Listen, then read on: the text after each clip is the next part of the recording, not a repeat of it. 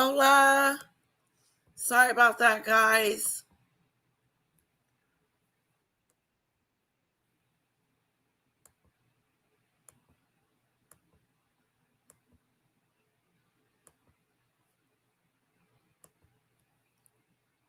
Okay.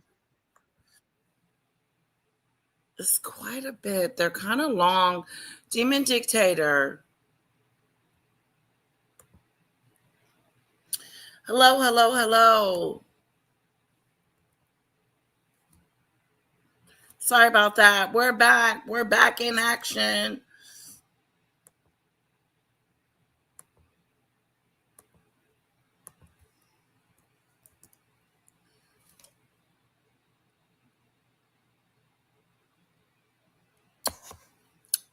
We're back. We're back to love. We're back. We're back. We're back. We're back. We're back. Come back. Come back. Come back. Come back to me. Oh, thank you, thank you, thank you, thank you, CC.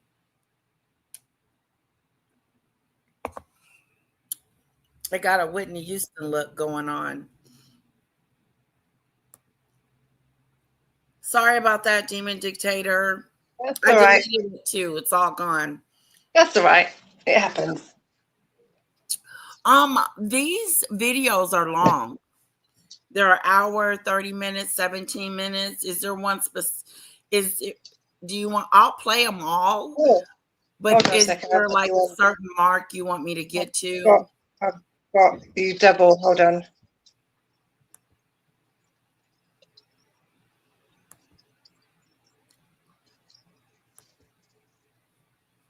Okay.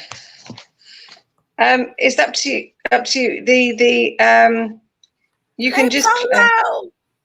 Mm-hmm. Let me just see how long they are.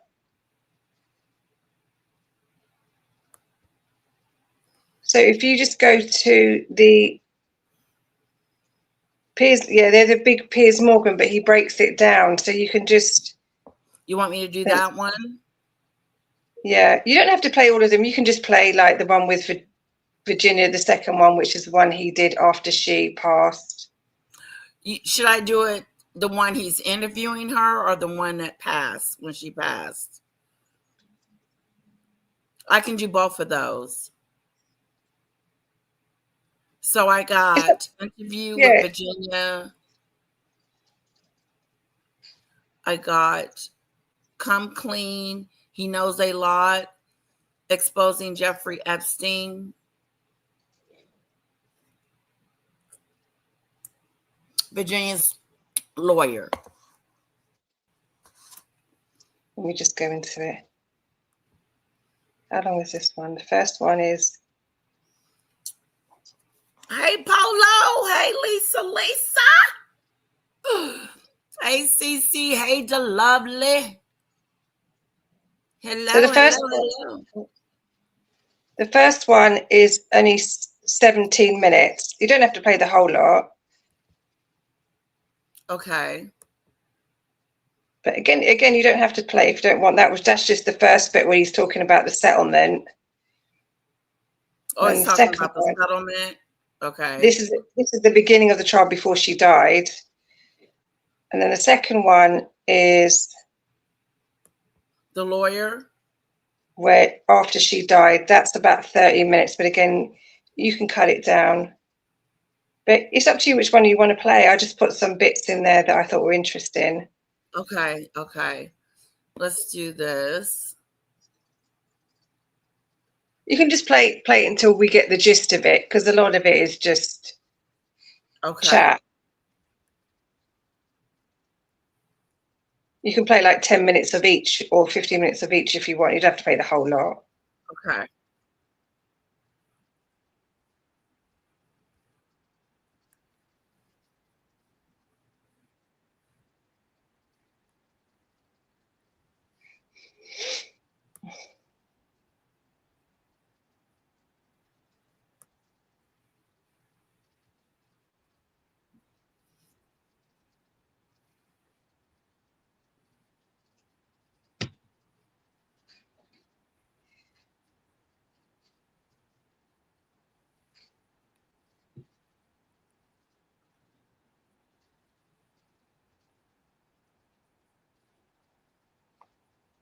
So the first video we get, again, you can just play 10 minutes of each. You don't have to play the whole lot. But Okay, the first, and this is about her settlement. This is basically saying that he had to give her a settlement. And she got 2 settlements. Oh, Andrew's settlement. Yeah, so this is specifically about her and Andrew. And this was talking about the settlement and the case before she died. So this is before she died. Okay, this is before Virginia passed away, guys. Unalived, sorry. Unalived. Can't say that D word. Unalived. And this is Pierce Morgan talking about the settlement that Andrew paid. Remember the settlement, the $12 million that we believe the Queen gave Andrew to settle his debt, not his debt, excuse me, his the court case. His court case. Yes, the court case.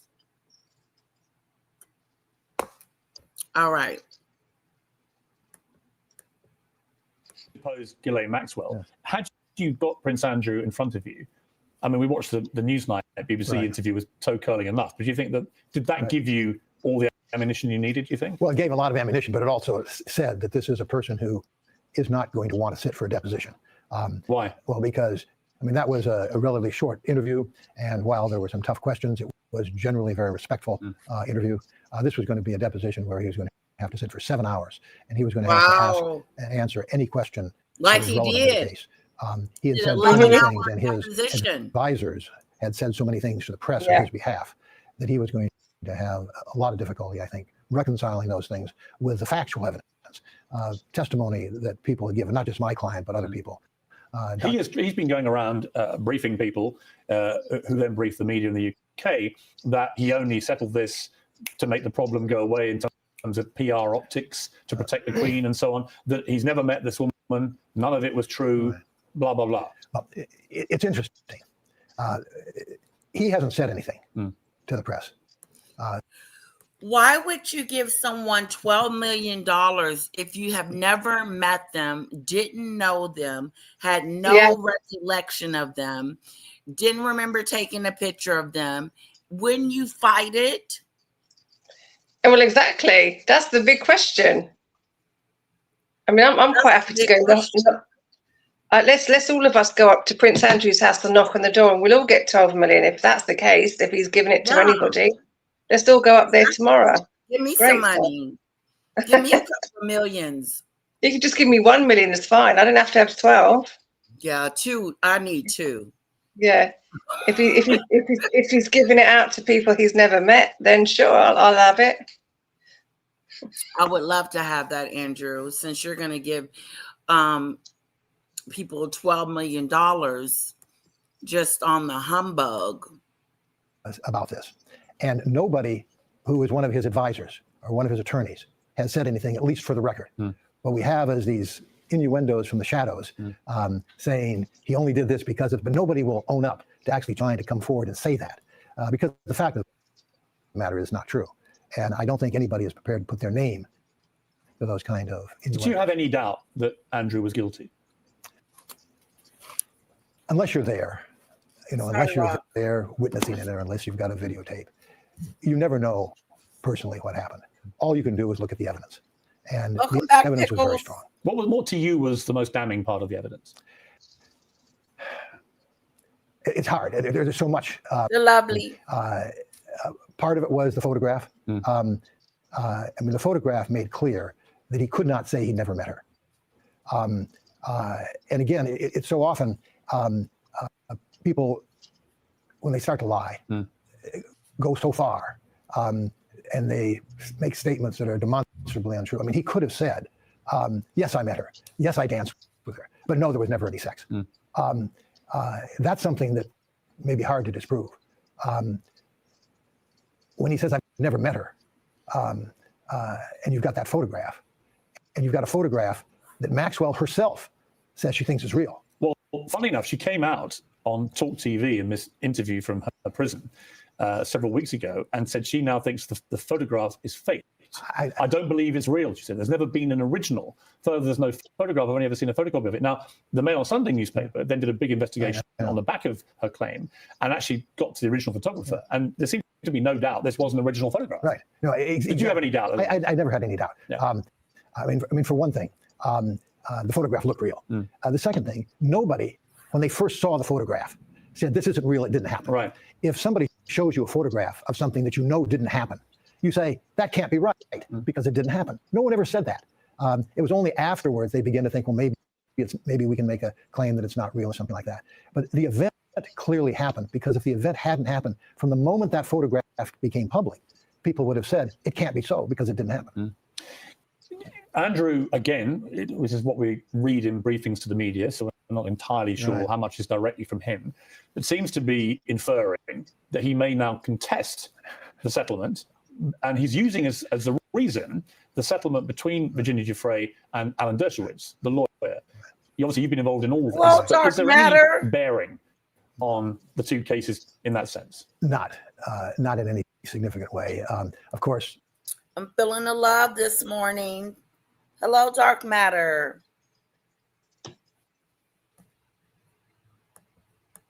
Alan Dershowitz, as part of the settlement, admitted that Virginia Giuffre was honest in her accusations, that she actually believed it was him. So that, to some extent, strengthens. If Alan Dershowitz, who was one of Epstein's closest friends, his lawyer for many years, was a spokesman for Epstein with the press. If he is admitting that Virginia honestly believes what she was saying, even about him, I think that strengthens her. But there would be some who would say, yes, okay, but she also got it wrong. Well, and if Prince Andrew was to say, she got it wrong with me too, is there any way for him back into this, having settled in the way he did? Well, first of all, she didn't say she got it wrong. What she said was, Hi, Daisy. under all the circumstances, it's possible it might have been a case of mistaken identity. There's no doubt that there was abuse here, and it was a long time ago. She was very young. It was a very traumatic situation, and I think it was inevitable to admit that there might have been a case of mistaken identity. But the evidence there, which is what is important, not the question of whether she thinks it's possible that there was a mistaken identity. And as far as Prince Andrew is concerned, we've got the photograph.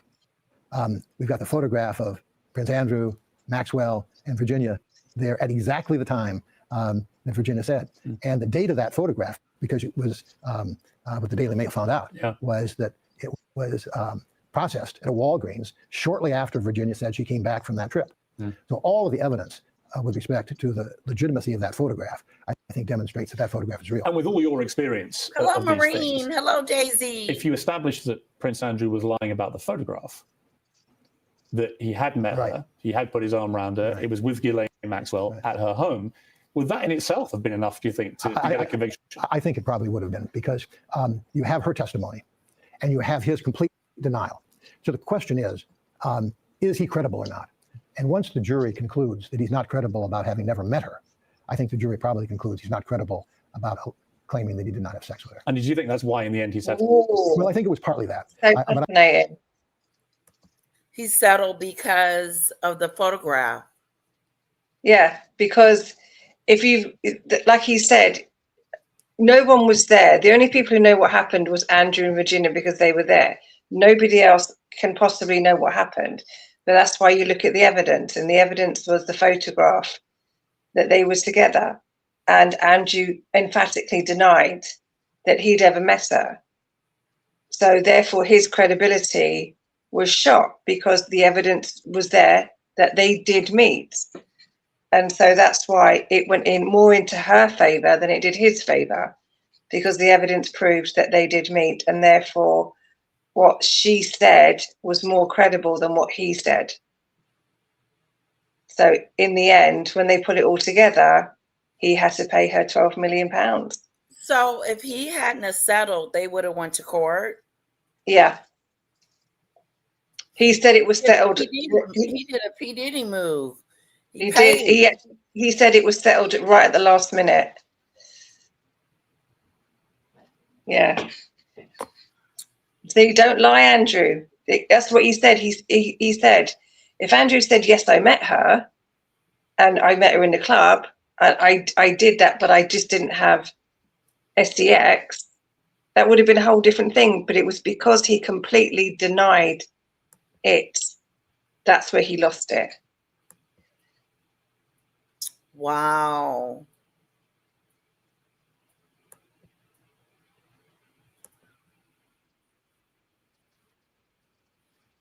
And this, by the way, this is David Boys, by the way, who is David Boys, her lawyer, and he is considered one of the finest criminal lawyers in history. Yeah. So this interview was done after she was unalived, and this is really sad. This touched me. This interview. This touched me a lot. So trigger warning, because this might upset you. Apology demands an apology. Okay. Yeah. Because this was after she died. That's a lawyer and came to know her well. And exclusively, he now joins me on Uncensored. David, great to talk to you again, albeit in extremely tragic circumstances. Hi, Hudson. First of all, your reaction to this very sad news of the apparent suicide of Virginia Giuffre. Well, of course, it's very sad. I think sadness is a predominant reaction. Was passed. I think anger as well. Yeah. Anger that our society let this happen to this. Just to let you guys know, at this point in time, Virginia had unalived herself. At least that's what they say. Word on the curb. I don't necessarily believe. Was it a car accident? A bus accident? Nobody really knows, to be honest. There was a bus accident and there were photographs, but nobody really knows what happened. Okay. Music, please. I know that's right, the love. The lovely. Might want to put a trigger warning up there, because this upset me. Okay, trigger warning. Be careful with this is going to be trigger warning, guys. Yes, the love. Rest in peace. Yeah, that interview, Maureen, that he did was a mess. A mess. You could tell he was lying through his teeth.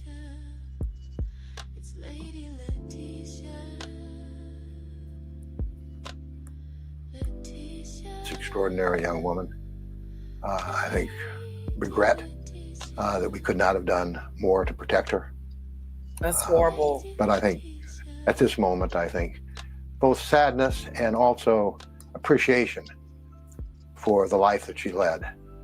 She was an extraordinarily strong woman, ultimately brought down by years of abuse at the hands of Jeffrey Epstein, and then later years of verbal abuse and attacks by her collaborators. But she accomplished a great deal. Without her courage and without her coming forward, Jeffrey Epstein would probably still be abusing young girls. Woo! So I think it's a sad event, but I think we also ought to take a moment to celebrate came forward. what she accomplished.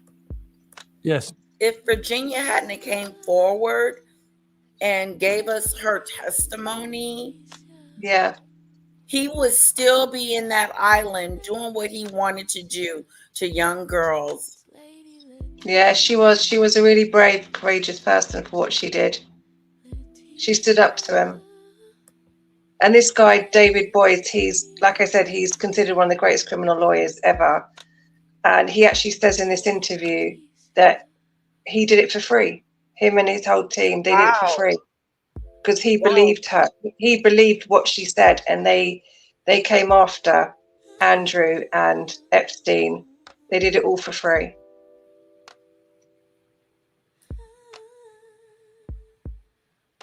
She said she would be there by her husband in the picture, not a bus.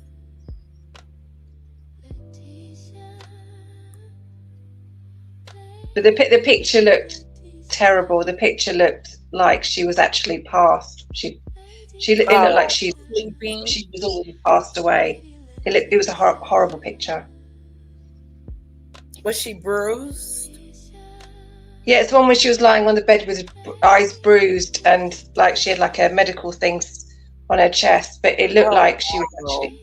It looked like she'd already passed away. Mm. Do you want me to find it?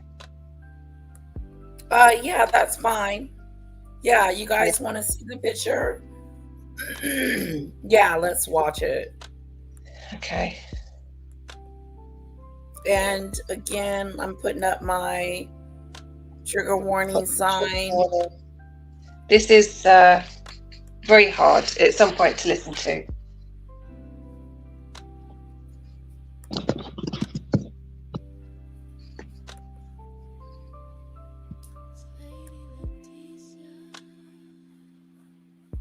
Oh, that is so beautiful, Hudson. She's an angel.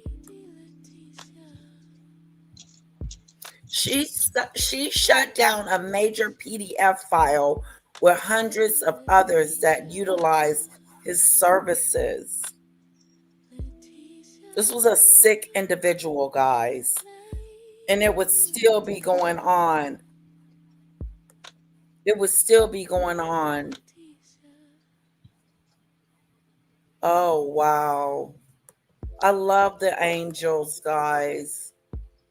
She really was. And I know that she had a past where she had recruited for him. She said it herself. She was not innocent. She recruited girls as well. But when you're in that world, she knew of nothing else. She was born into that world. She was essayed as a child. She was a very vulnerable girl. And, you know, ultimately, she may have done these things, but ultimately she took him down. So let's try and remember her for that. Then the other bits. Yes. Let's get into it. It's well said. Did you, David, throughout your entire time of your dealings with Virginia, did you ever doubt what she was telling you? Well, at the very beginning, I was unsure.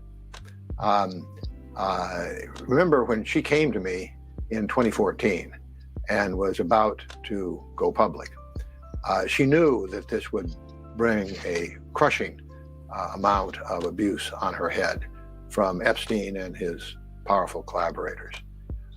And I wanted to be sure that she was absolutely correct in everything that she was going to say, because they were going to exploit anything, even innocent mistakes that she made. And so I took a extraordinary step for somebody beginning to represent someone, is I required her to not only go through a rigorous examination, but I had her take a polygraph test. I wanted to be absolutely certain that the stories that I was being told were accurate. And remember, at this time, Epstein was a celebrated personality, celebrated by the media. There'd been a puff piece about him in the New York Times, about his philanthropy. Entertaining academics. The man on the island, yeah. He had a puff piece out about how wonderful and great he is, and how wonderful he is, and what a great businessman he was. And a wonderful man he was. Yeah. All along he was a perv. PDF.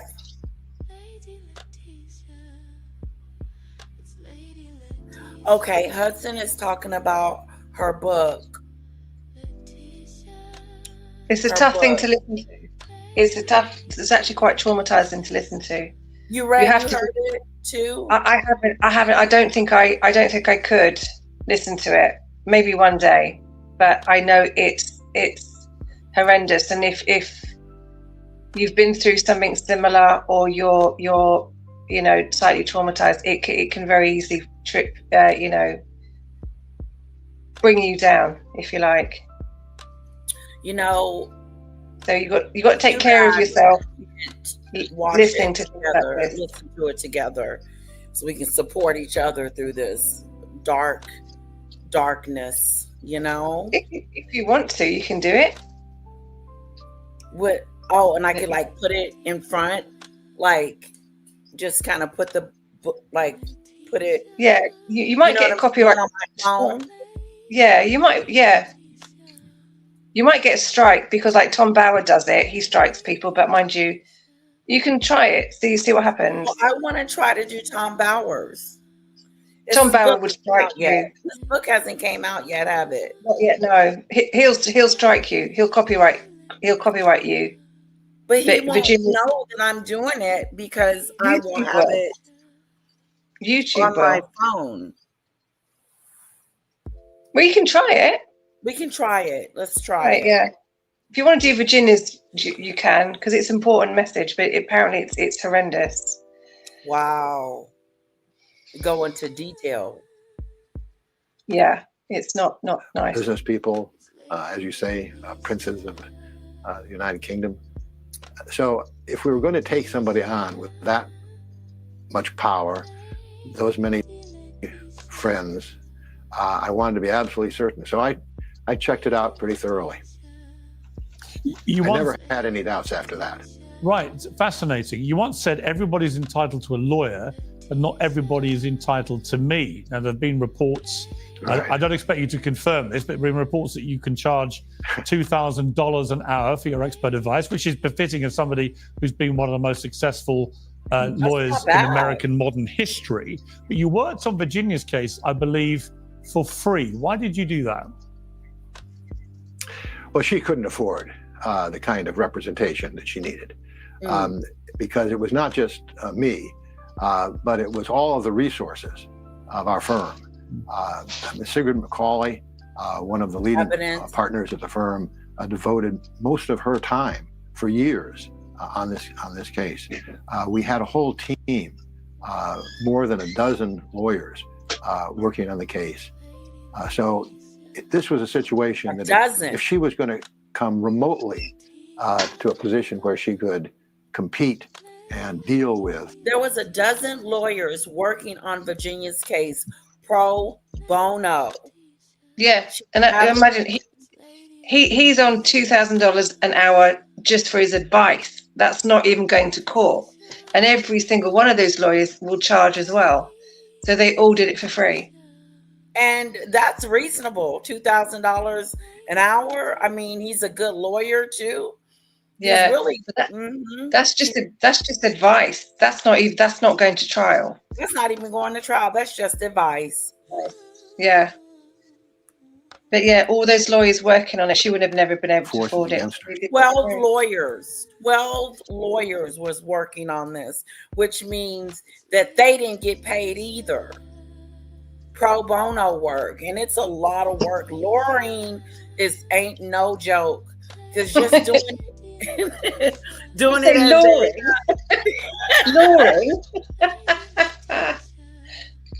as a little peon was a mess. I felt like I was a lawyer. Yeah. And was defending myself. It was something. And I was scared too, though. I was nervous, I should say. Of course you were. It's actually terrifying to go in there, especially when you're doing it yourself. But you did an amazing job because you kicked her ass. That's for sure. I sure did. You did. She was going to need resources that she could not possibly afford. Also, this was one of the gravest injustices I think our system has seen. I mean, this is a situation in which you had abuse of children going on in plain sight and nobody doing anything about it. You had, a few people trying, but the media was ignoring it. Prosecutors were ignoring it. It was exactly the kind of fault line in our justice system that I think lawyers have an obligation to deal with. The facts about her life, I think, are fairly well known. She was sexually abused when she was 7 years old by a man known to her family. She ran away from home when she was 14. In 2000, when she was 17, she met Ghislaine Maxwell while she was working as a locker room assistant at Donald Trump's Florida resort Mar-a-Lago. Maxwell offered her a job as a masseuse to Epstein, who later trafficked her to his friends and clients, passing around, it was said, like a platter of fruit. And among them, she said, was Prince Andrew, who she said she was forced to have sex with on 3 occasions. Is that pretty much her life crystallized into a few paragraphs? Well, I think it is an accurate description of some events and of some of the abuse. I think what it doesn't capture is the triumph of the human spirit that she represented. Because despite that background, she became a passionate, courageous, strong, effective advocate for the vulnerable. She dedicated the last 11 years of her life fighting to make sure that other children didn't have to go through what she went through. So I think that it's right to focus on those years, and it's right to focus on that abuse. I think it's also right to focus on the abuse, the verbal abuse that continued as Epstein's collaborators tried to salvage their own reputations by attacking hers. But I think we don't want to lose sight of the success that she had, the strength that she had, the accomplishments that she made, because I think those will live on. Obviously, the most infamous part of her story became Prince Andrew, who was the son of Queen Elizabeth II, of course, the late great Queen. He always denied the allegations. He said he wanted his day in court when she brought a civil case against him in New York. You were involved in that case, of course. But having said he wanted his day in court, he then chose not to have his day in court and settled for this reported sum of many millions of dollars without admitting liability. So far, Prince Andrew has not made any statement since the death of Virginia Giuffre. What is your response to that? He would have to admit guilt. I think that, and I've said this before, as a matter of human compassion and religious faith, I believe in redemption. I think Virginia did too. I think Virginia hoped that the settlement that was made by Prince Andrew would be the start of his accepting responsibility. I think that he needs to take responsibility for what he did. Virginia was always more. What would that mean if Andrew told the truth? Would he be considered more honorable or sicker? Sicker. He's saying about being honorable by doing the right thing and admitting it and taking responsibility for what he's done. But it would just confirm to the world what they already knew, that he was a sick man and a horrible man.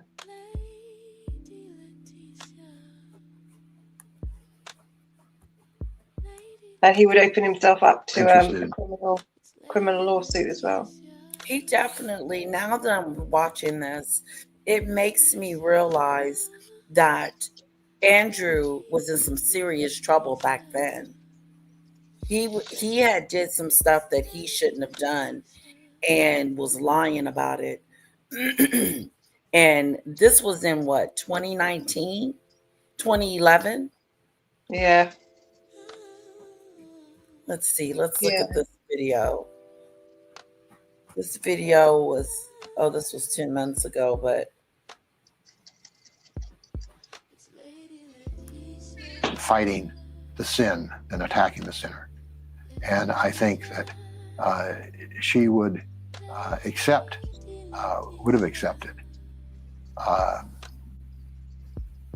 Prince Andrew taking Can't responsibility. recall because he keeps saying, "I can't recall. I can't recall. I don't remember. I don't remember taking that picture." It's not good enough. That you It's did. not good enough. It's not good enough. I don't remember. It's just not good enough. Like the lawyer said, if he said, "Yeah, I met her and we had in a bar and we had dancing and drinks in a bar," no problem. But because he flatly denied it, that's why he couldn't get away with it, because the evidence was there that they did. So that's why I don't remember. It's not good enough. The Royals knew at this particular time, because I believe they knew.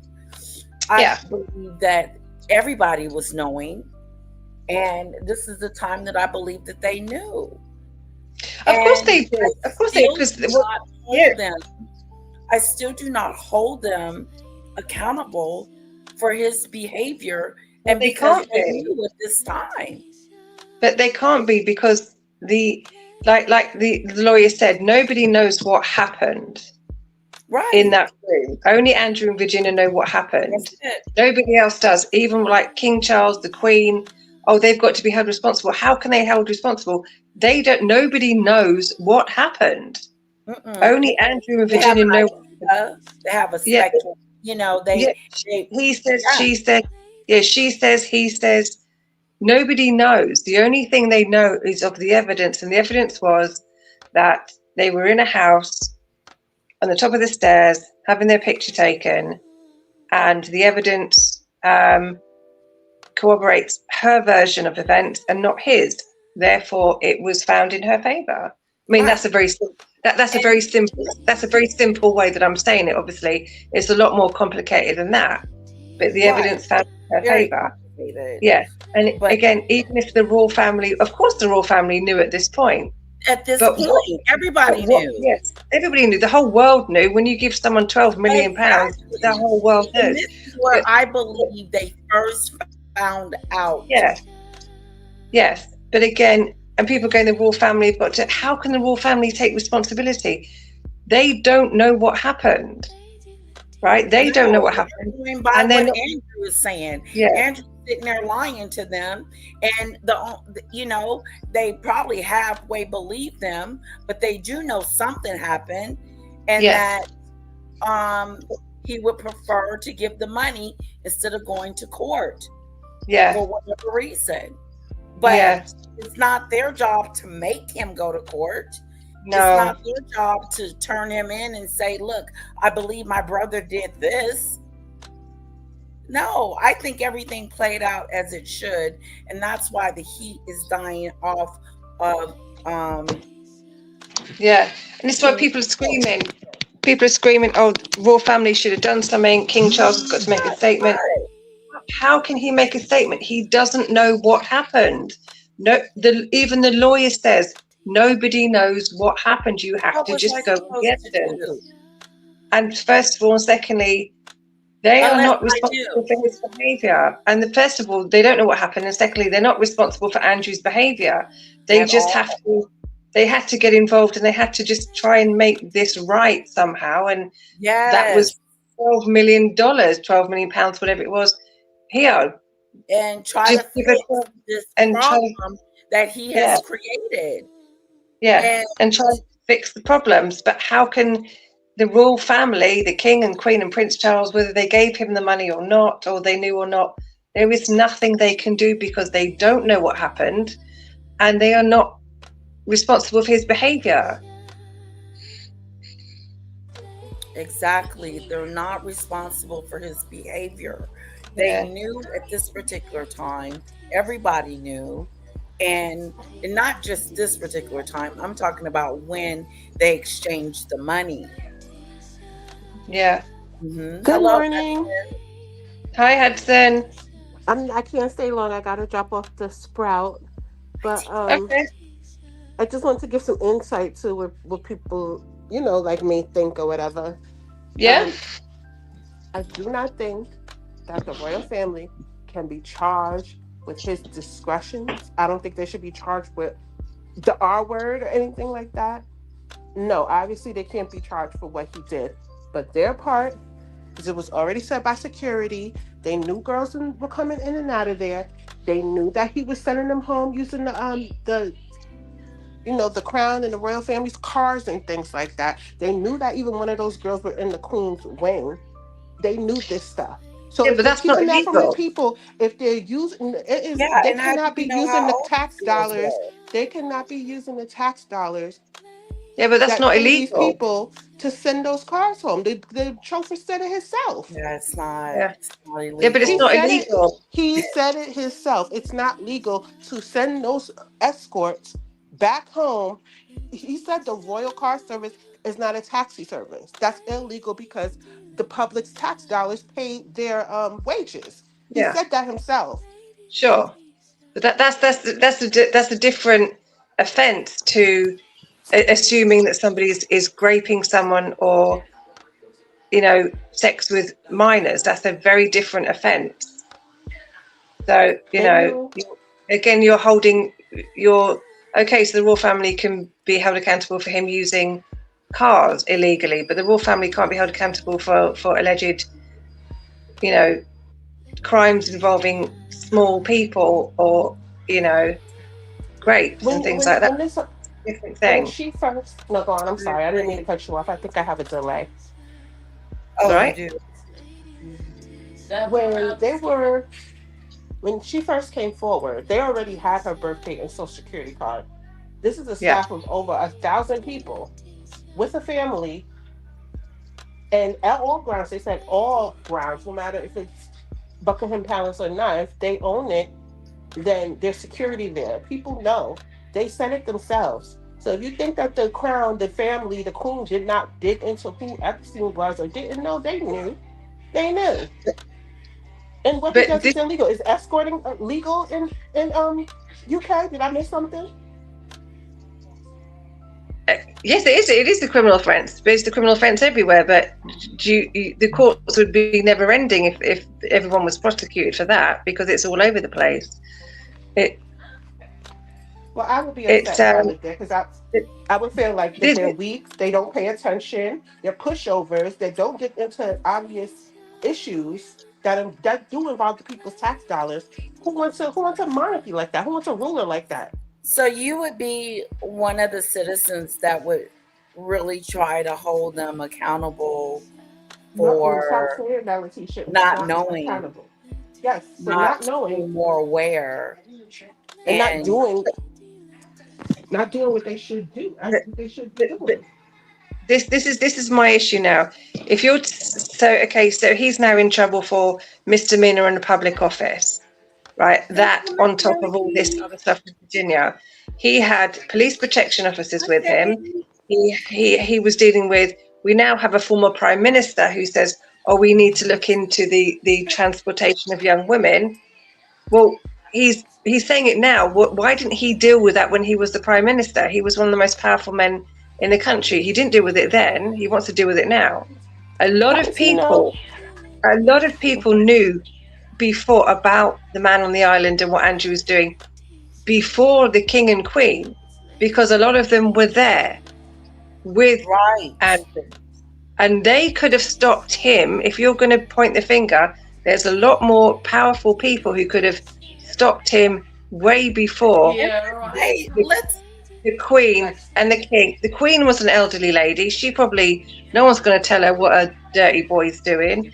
And security said they told him that she knew. Security said that let's she say knew. for instance she heard that he was doing stuff like that. The Epstein. But she had no proof to go in there and say, he's doing this, he's doing that, he's doing this, guys. And since I'm the queen, I'm coming down on Epstein. Yeah. But that doesn't No, say it should have been. that Listen, that he should have. doesn't say that her son was sleeping with these women. She knew that he was hiring escorts, and if she didn't, yeah, then that's incompetence. If that happened, if that happened to Trump, if that was one of his employees, let's just say employees, or someone that works for the state or the FBI or something in the White House, they would be they would come to the White House with and torches. He's being Yeah, charged right now. People are looking yeah, at him sideways right now for what he knew and what he didn't know. Everybody is. yeah. But even the lawyer there, he said nobody knows what happened. They had to That's not go what on the a people on the picture. ground say.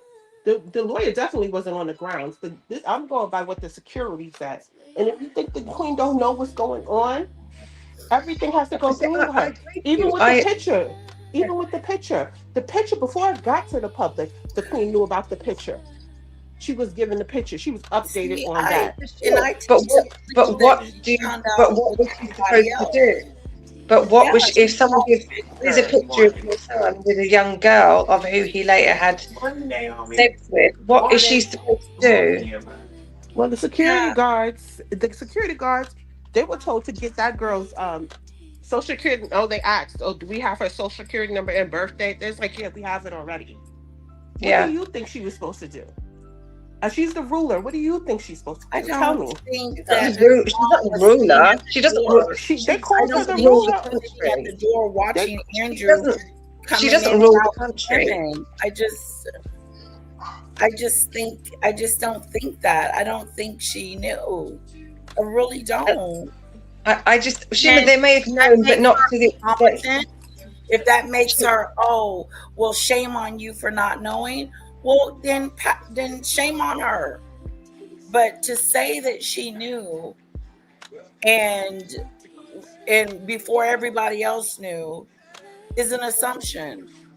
yeah. And like I said, there was a lot more powerful people in front of the Queen who knew who could have stopped this. So I think the Queen and Prince Charles and Prince Philip are kind of a little bit down on the ladder of powerful people who could have stopped this. So, and she's not the ruler. She's not Right. in charge of the country. She's just the Queen. They don't have as much power as what you think. I wonder if Hudson would still feel that way if she lived in England. yes, I definitely would. Hmm. And there's a group of people that do not like the monarchy, that want it abolished.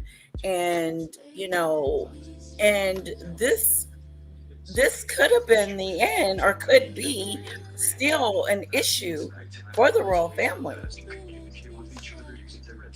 because a Not lot really. of Great Not Britain really, because are not they're, happy. they're just not responsible for him. The lawyer says nobody will never know what happened in those rooms. And so, therefore, the only person who's responsible, the only people who know what happened are the people in those rooms. And the only person who's held responsible is Andrew because he did it. Yeah. It's So just, they knew. Let's say that they knew. They didn't know it was little girls. They knew he was hiring escorts. Why is he being sent to other countries for dealings? So he can go torment some other I don't women over know. there. You think when a person they gets raped in college, like I was, the college is somewhat responsible for that. I don't think that they should be charged with the act. They have their own faults they have to atone for. well, they have I don't think I a would. safety. Yeah, they are responsible If for I your was safety. Queen, I wouldn't feel a certain way. I would be Yeah. trying to figure out why people are blaming the hell on me for my brother's discretions. And I have already said that I would cooperate with authorities when it comes Yeah. to my brother and But whatever they need to do. Because he was, especially yeah. he's lying to us, but it's got to be true. So I think the king believes it now, knowing that his brother is a Yeah. PDF. We I have do. more evidence today than we have ever. But The also, public does. and I'm sorry that happened to you, Hudson. I'm sorry. I've that's happened to me too, and I understand. The public So I'm does. The public sorry has that more information, but I definitely believe that everything goes by them before it comes to the public, and they try to mitigate things. Why would they even say never complain, never explain if that's the But then case?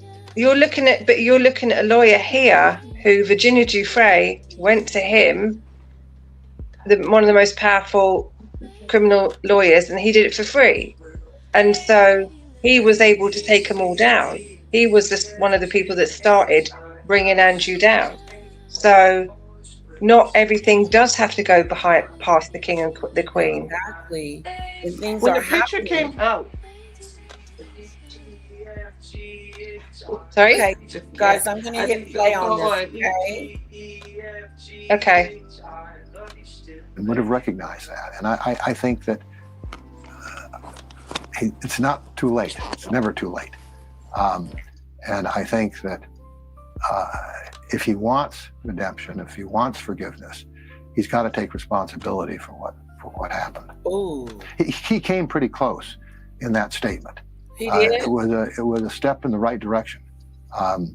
And I hoped, and I think Virginia hoped, that he would take the next step as well.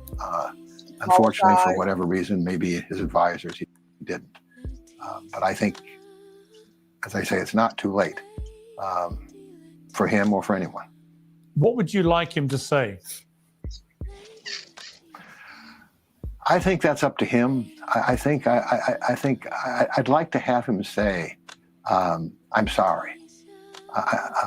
He sort of said that, but I'd like him to be more direct about that. I'd like him to say, even if he doesn't remember what happened, He I think he remembers. needs to recognize that he clearly had sex with young girls with Jeffrey Epstein. I mean, he may not remember that it was Virginia, but he can't forget the event. And he needs, I think, to just come clean. He's not somebody that Virginia had animus toward. Uh-oh. I think Hold on, guys. the settlement that she worked out was something, that indicated that she didn't necessarily want to drag him into court if that wasn't necessary. It's just a question of taking responsibility, accepting responsibility for what happened. Now maybe he has a version of what happened that's different, but he can't deny that he was with her. I mean, you've got the photograph, you've got the testimony from other people. Continuing to deny he didn't know her, he never met her, he had nothing to do with her. That's not productive. It's also not right.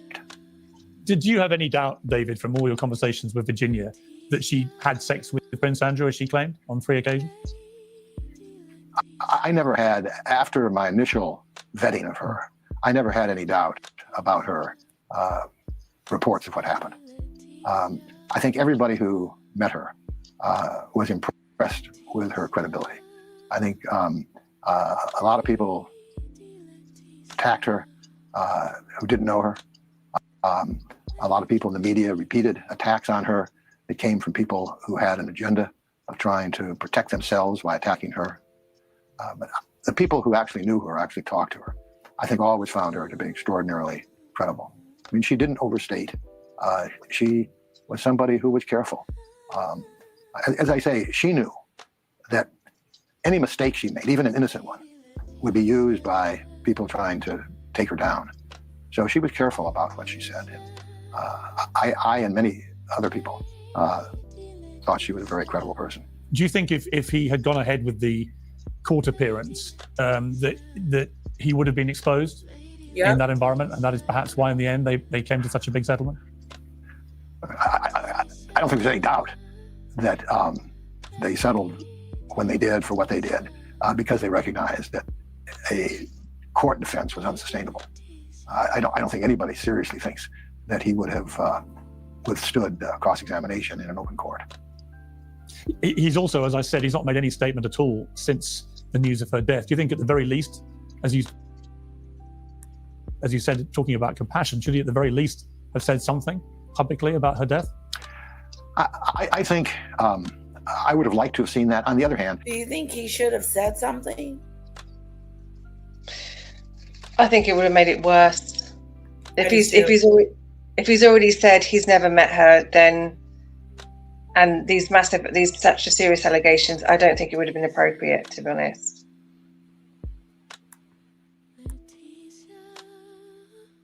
Yeah, I don't think he outsmarted everybody, Hudson. I don't think he did, Hudson. I think you're directing your anger at the wrong people. The only person you should direct your anger to is Andrew, because nobody knows what he said to the Queen. Nobody knows, like even the public lawyer says, nobody knows what happened. You just have to go on the evidence, and that's the sad fact about it. It's Andrew who is responsible.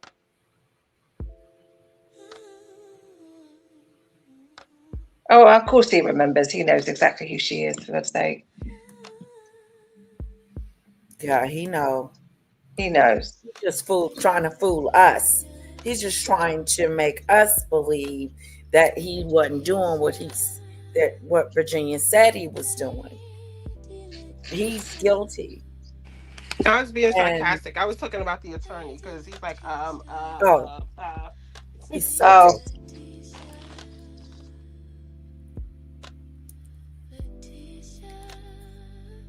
Yeah. that's David Boies. Is one of the biggest criminal lawyers in history.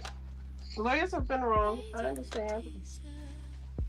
Oh, What I was going to say, and do you think they went to a lot of the same events, and they have the circle is very small. You don't think Charles was solicited as well? I don't have the evidence for that. I can't answer that question. oh, wow. Trigger warning. Everything Thanks starts for as everything just starts as a question. That's a question I have. I'm not gonna say that it's it is or it did or it didn't happen, but especially after reading this book and to understand how it all went down and how they found clients or everything like that. Yeah. I think that's a huge possibility. And Okay, another thing that should be in count is that there's other Epstein's out Gosh, here. I'm not going to say that. I live in the UK. You can get arrested for breathing in this country. I'm not going to say that. But no, I don't have the evidence. I've not seen evidence that can imply that he did it. okay, I'm finna show her. No, not did it. Not did it. I'm sorry. Not did it. I'm saying solicitous. Because someone could ask you, hey, you want to Yeah, drink? no, but again, I don't have any evidence to answer that question. Okay. Where did it go? Are you going to show the picture? It says 20 seconds. Okay, let me put this back up. Hello. Yes, I'm finna show a picture of her. So brace yourselves. Trigger warning. This is the last known picture of Virginia. It's bad. And you're right. It does look like she passed. Posthumous. Yeah. She looks a little blue. She looked like she was beat up.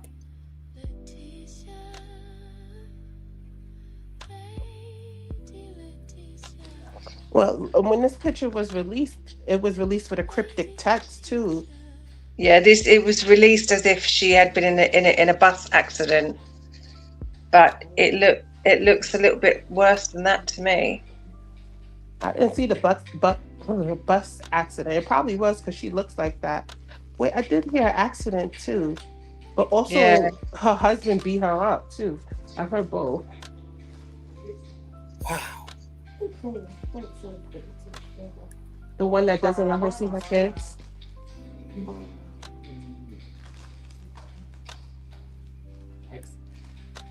Are y'all seeing? Yeah. Mm. Yeah, that looks like a more picture. Look at her eyes.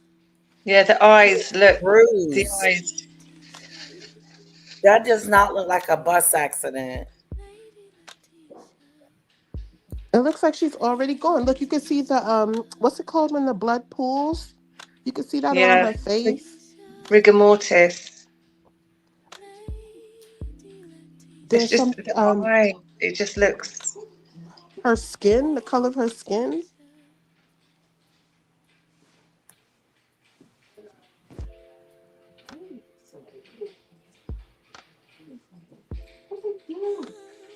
Why is her hair all wet and stuff like that?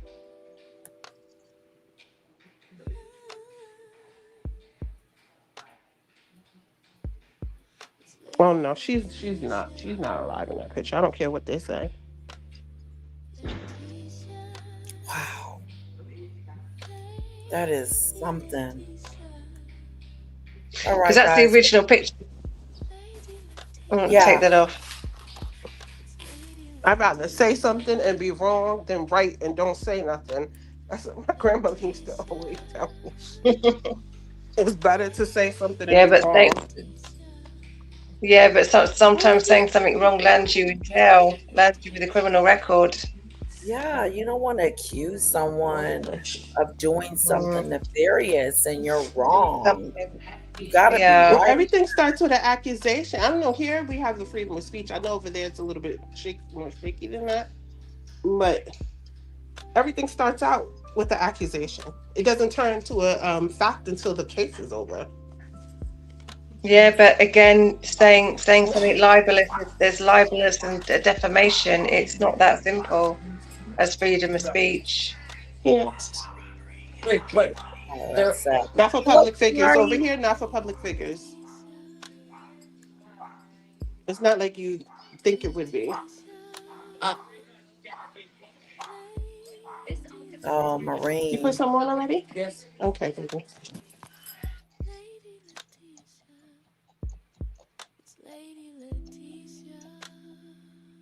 Wow. Okay, let's see what else they're saying. I think we have to recognize how complicated it would be for him to say anything at this point. I think that, on the one hand, I think he will be criticized for not saying something.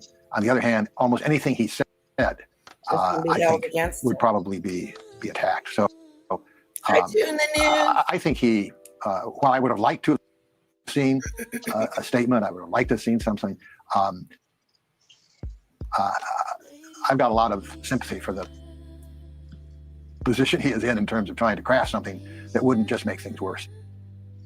I think we all saw when he's tried to talk before about this, his failure to really come to grips with it has ended up making him worse off. So I would have loved to see him take some responsibility at this moment, but I'm totally understanding why he would not rush out to make a statement. There is a belief he's been trying to get back into public life in the UK, and that this tragic development may have put the kibosh on that. But do you think that if he was now, even at this late stage, given that Virginia has so sadly died, do you think if he was now, as you put it, to come clean, even if you phrased it as "I don't remember," but then conceded that this may well have happened for the reasons that you stated, do you think that would go some way to absolving him in terms of the, as you see it, the lack of accountability, the lack of responsibility? I don't think it absolves him, but what I think it does do is I think it opens a path for redemption. Redemption doesn't require people to accept that what happened was right. What it does is it recognizes that there, for 2,000 years, there's not been a perfect person on this earth, and redemption. We are all guilty of sin, and I think that Virginia believed, as I do, that redemption is always a possibility, and I think that if he were to come forward, I think that would hopefully set him on the path to redemption, and that people would recognize.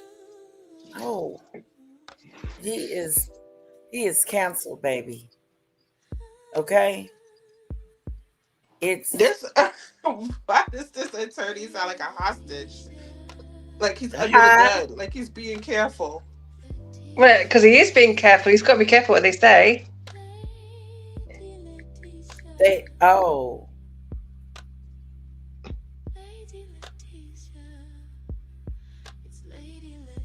Yes, Maureen, I agree with you 100%. I don't know, is there redemption for him? Can there be redemption for him? Is it possible? The lawyer was saying that because he's a man of religion. The lawyer is a man of religion, and for Andrew's self to have redemption for oneself, to admit or take responsibility for what Andrew did, so he can have redemption for himself, rather than the public. That's what he means. The brother is the husband, or is it the brother? Is it the husband that's going around with the sister-in-law? With the sister? That's Biden. Okay. Hunter Virginia's Biden's. sister. Okay. But Virginia's husband had protection orders against her. Where is he now? I think he's in Australia because they've got 3 kids, so he's obviously a single father now with the kids. Oh, okay.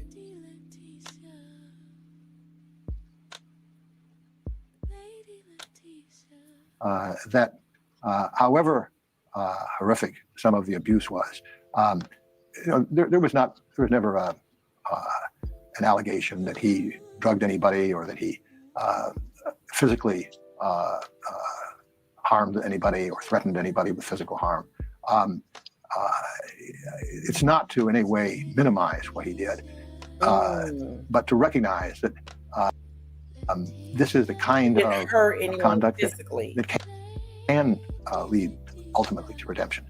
And I think that it's hard for somebody who is as powerful and as public as Prince Andrew to really accept responsibility. But I think that is the only pathway towards redemption. Come on. Obviously, there's a new monarch in the UK, King Charles III. This is his brother, his younger brother. If Andrew is reluctant to do what you suggest, do you think that it would be the right thing for the king to try and urge him to? I think it would be the right thing of an older brother. This is where King Charles may have been able to have a conversation with his brother and say, man, you're going to have to come clean. You know what I'm saying? Yeah, and he may have done. Exactly. He may have done. The opportunity for him to be like, if you did do something, then you need to be accountable for whatever you did, and you need to come clean. Who's to say that he didn't? Exactly. He may have done. Like Prince William punched. Prince William once punched Harry in the face, and he fell over and hurt his back on a dog bone and broke his neck there. So you never know that Prince Charles might have punched Andrew in the face as well. You don't know. That's true.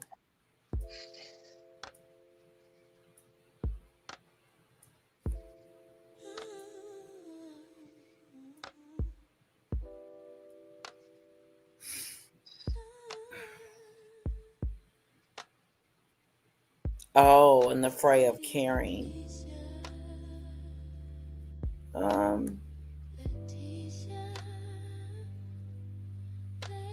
I do. I don't know, Debbie. Maybe they really do. I do too, DeLove. I really do. Because they're being attacked. They're under attack. And it's really, I would say, it's unfortunate. Yeah. To do it. I don't have any insight as to, what the king as the king should do. But I think that I think family should urge family to do the right thing, and I think family should be supportive of people, often even when they don't do the right thing. So I think family is very important here. Yeah, it is. Yeah, it is. He didn't steal something out of Harry Bendel. Family is there when nobody is there, no matter what you have done. You know what I'm saying? R-word Not little that they girls? agree No, with I'm not them, standing not by that they that. okay with the situation. But what I'm saying is that family is the one that's going to be there. Listen, he didn't That's steal all he anything out of. has. That's all He he didn't steal has. anything. Andrew has nothing. He is nothing without the king. He didn't steal anything out of Henry Bendos. Little girls were trapped around this world, and things were done to them that I couldn't possibly fathom. I'm a mother also of a daughter. Somebody got to speak up for those little girls. I'm not holding none of their hands in this until the truth, the complete truth, is front and center. I'm not old Well, poor I have baby to and patting believe because nobody I on the have a little back. girl too. Nothing. I have a little girl too. And I wish And somebody I wouldn't would. want anything to happen to her. Like, this would be devastating to me. But to say the queen knew and was supposed to intervene and do something is a bit much. So Because either she's how was playing she dumb, supposed to know? How either was she the was playing queen dumb, or it wasn't again? an act. How was the queen supposed to know before the fact? And if she knew before the fact, if she had an inkling that he was doing it, what was she supposed to do? Ring the bell? And they'd be like, "What the hell is you talking about, queen? You don't So know she what's can't do going on over anything. here. You ain't a victim. You So don't she know these can't do girls." anything. I'm just trying to see how they are responsible for Andrew's actions. And I don't think I'll ever see it. They're not responsible for Andrew's actions. They're responsible for their lack of action. But again, if the lawyer says nobody will know what happened Difference in of that opinion. room except Andrew and Virginia, how can That's somebody impossible. else? How can if that's the whole point? Nobody, the only people who knows what went on in those houses and those bedrooms are the people that were there. You can't hold somebody responsible for Andrew's behavior, and you They can't held the queen hold them responsible for responsible not when being they there. don't know. They don't. The Queen does not know what happened. This person said this. This person says this. This one says this. Unless you are there, you don't know what happened. It's You shocking have to to be there. Who's to say that she doesn't know what's happened? But Let's who's to say she say that she did know. does? Let's say she Exactly. So you did just like I have a can't word say on the street, word on the curb, Queen Elizabeth, that he's a bad guy. This is a bad guy. He's over there doing this, this, and this. I most What definitely do you think somebody expect her to contacted do? them.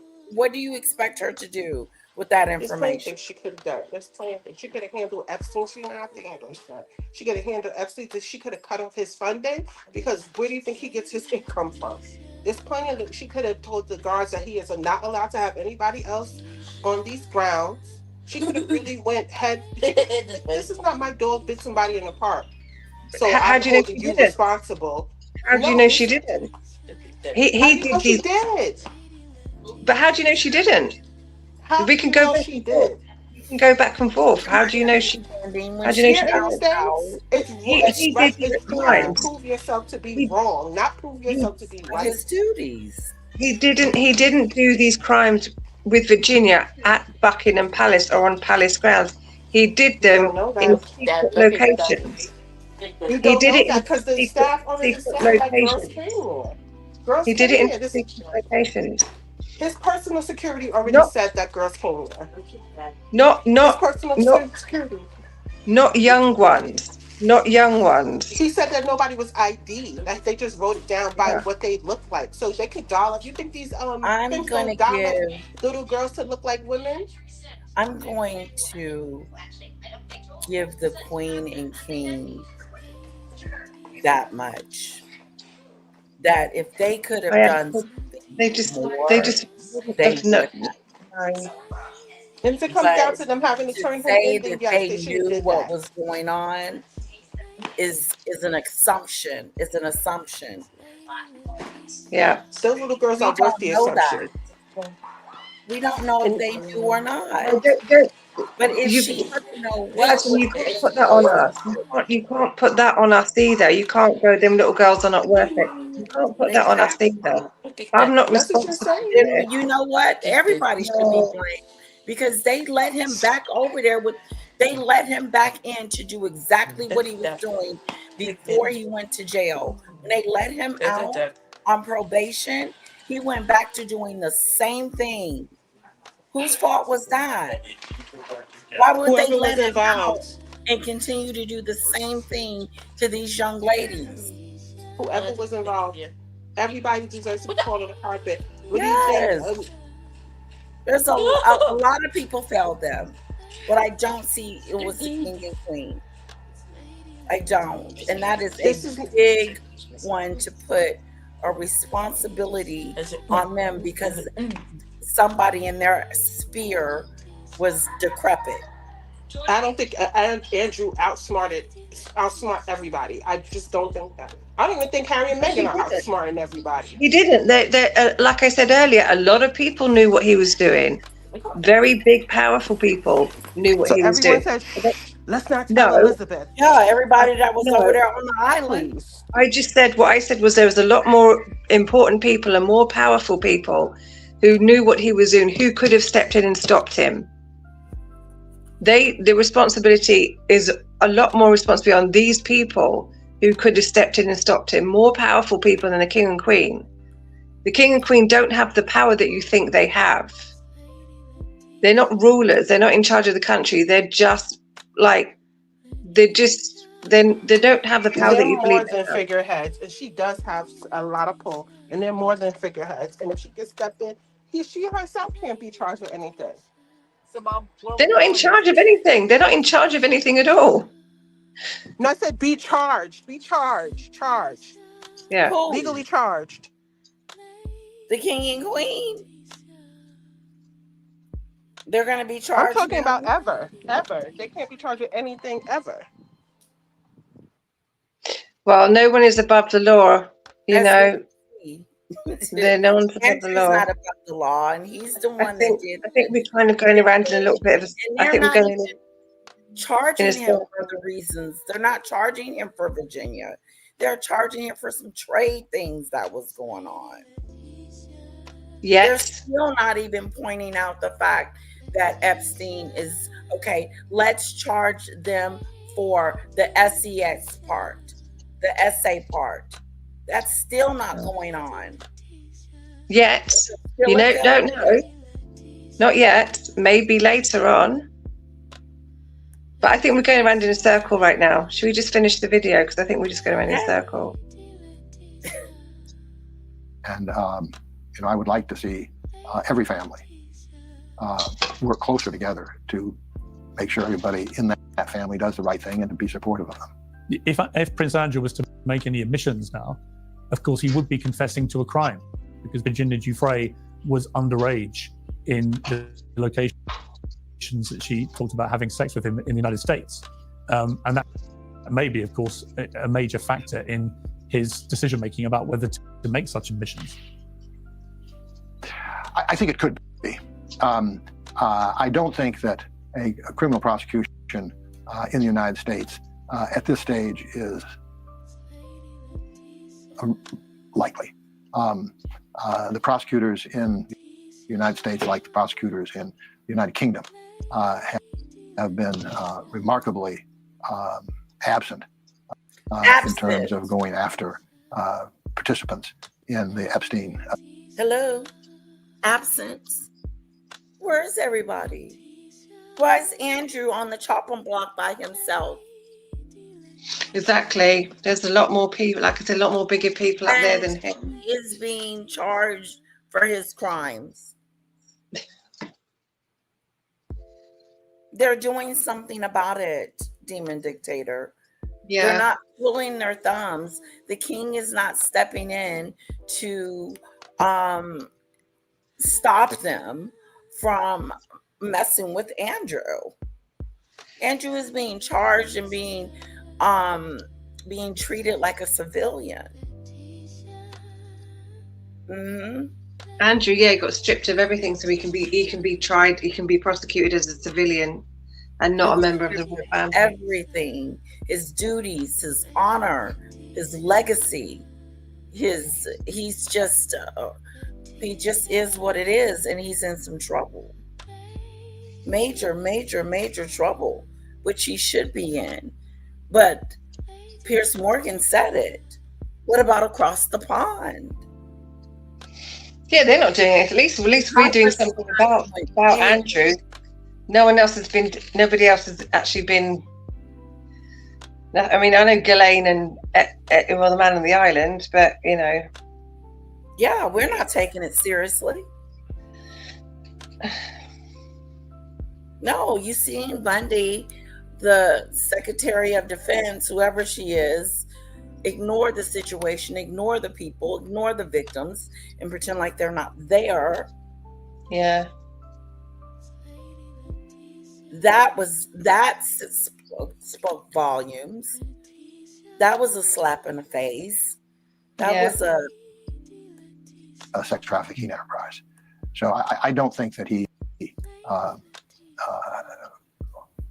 to focus primarily, or even in an important way, on the prospect of criminal sanctions. I think if he were to come forward, I think that would not be something that exposed him to criminal liability at this point. I mean, you touched on something very interesting there, which is the extraordinary lack of people being brought to account here, with the exception of Epstein and Ghislaine Maxwell. I mean, there is an irony that the only person who is currently languishing in prison in the United States for any of this is a woman.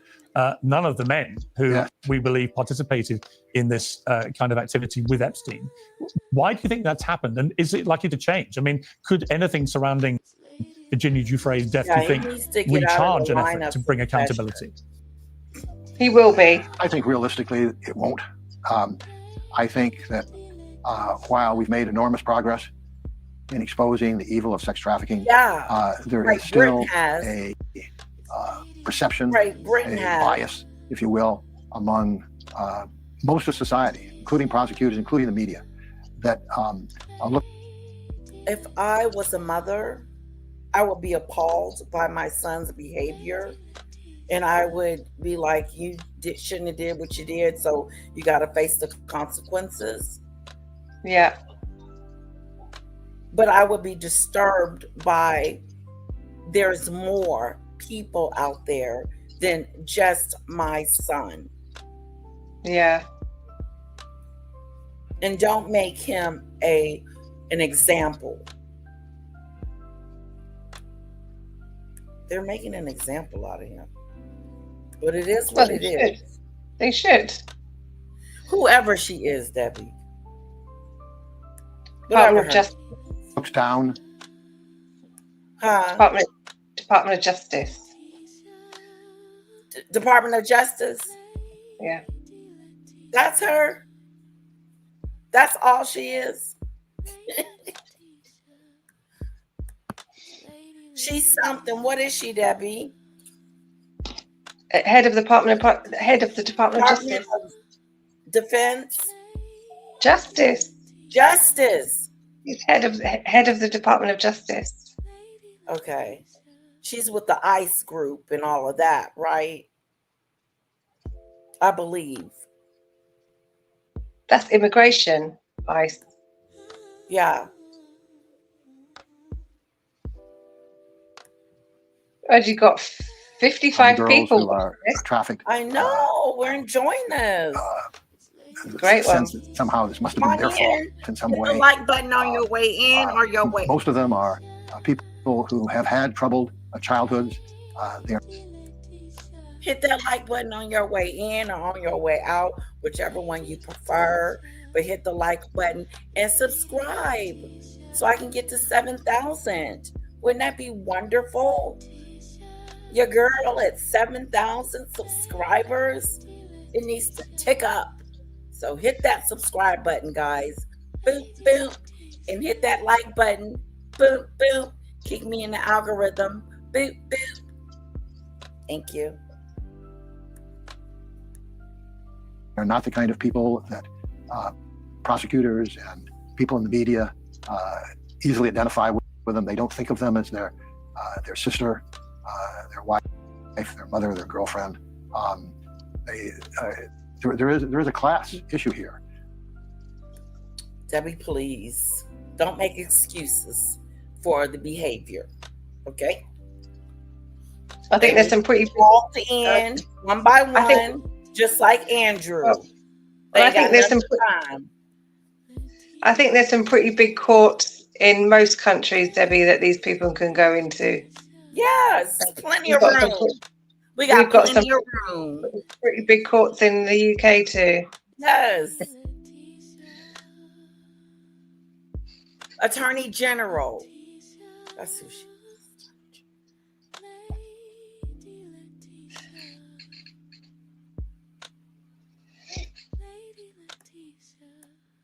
Okay. And I think that War. if what happened to Virginia and the many other Epstein victims had happened to professional women, you would have had a very different reaction. Different reaction from the media. And I think that this is one of the tragedies here. And one of the tragedies for our legal system here is that we have devalued the humanity of these young girls and young women. I think one of the things that Virginia was most interested in fighting was giving voice to these children, giving voice to these young women, so that hopefully she could reduce, at least, if not eliminate, the chance that what happened to her would happen to more people. David, do you believe that Epstein took his own life? There's so many conspiracy theories that have whirled around since then. It is inconceivable that all of those things could have happened to allow him to take his own life, but it is even more inconceivable that this could have been in fact, murder. There's no doubt that there were many rich and powerful people who had an incentive not to see Epstein talk. But the idea that somehow they were able to penetrate the American prison system and without leaving any trace, and to have accomplished this is even more inconceivable to me than the idea that he was allowed to commit suicide. It's conceivable. It's conceivable. Mandelson, who's the current new UK ambassador to Washington, was a friend of Jeffrey Epstein's. Do you think that people in his position should be asked difficult questions about exactly what they knew and when they knew it? Because it seems like everyone who moved in his orbit has thrown their hands up and gone, I had no idea. All right. Well, I think that he had a lot, as we were talking about before, a lot of people that he had connections with. And some of those people, I'm sure, those connections were innocent. Some of the people, they were not. I do think that people who had a lot of contact with Jeffrey Epstein have questions that they should answer. But I think that we also need to be careful that we don't go on sort of a witch hunt in which sort of anybody who ever had any contact with Jeffrey Epstein is presumed to be involved in the sex trafficking. There were plenty of people that we know were involved in the sex trafficking to go after. And I think those are the people we ought to start with. And finally, in the last few months of her life, she seemed to be spiraling, Virginia, in a very sad way. There were restraining orders against her estranged husband. There was a bizarre hospital admission. There was a bus crash, which she said she was days away from dying following it, but it seemed to be massively exaggerated and so on.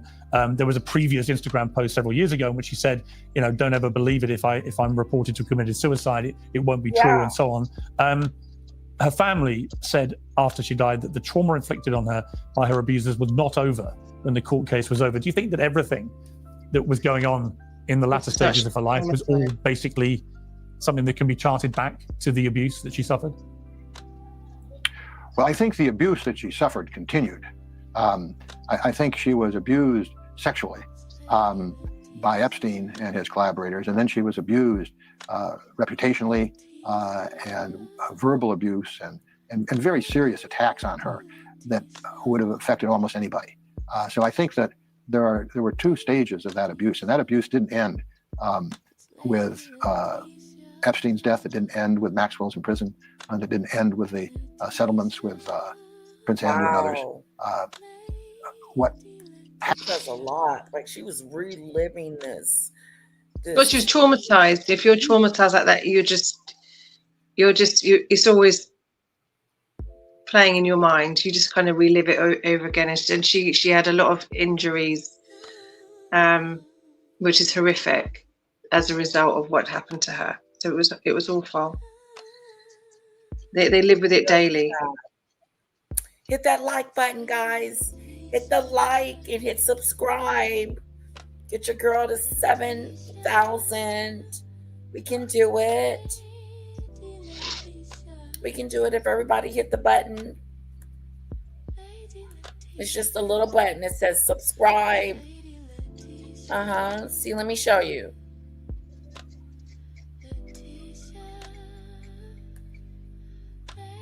There it is. Happened was that because she was such a fierce advocate,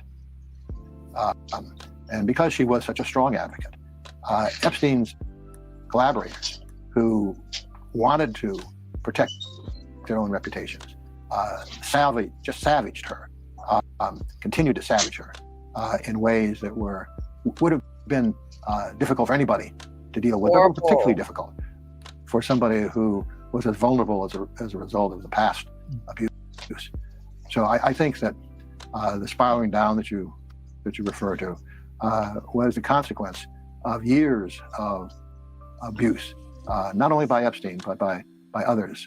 Years, and not only physical abuse, but emotional, mentally, and reputational emotionally, abuse. physically. So I think that I think the family said it well when they really described this as ultimately just being too much pain, Have mercy. too much torment for her to continue to deal with.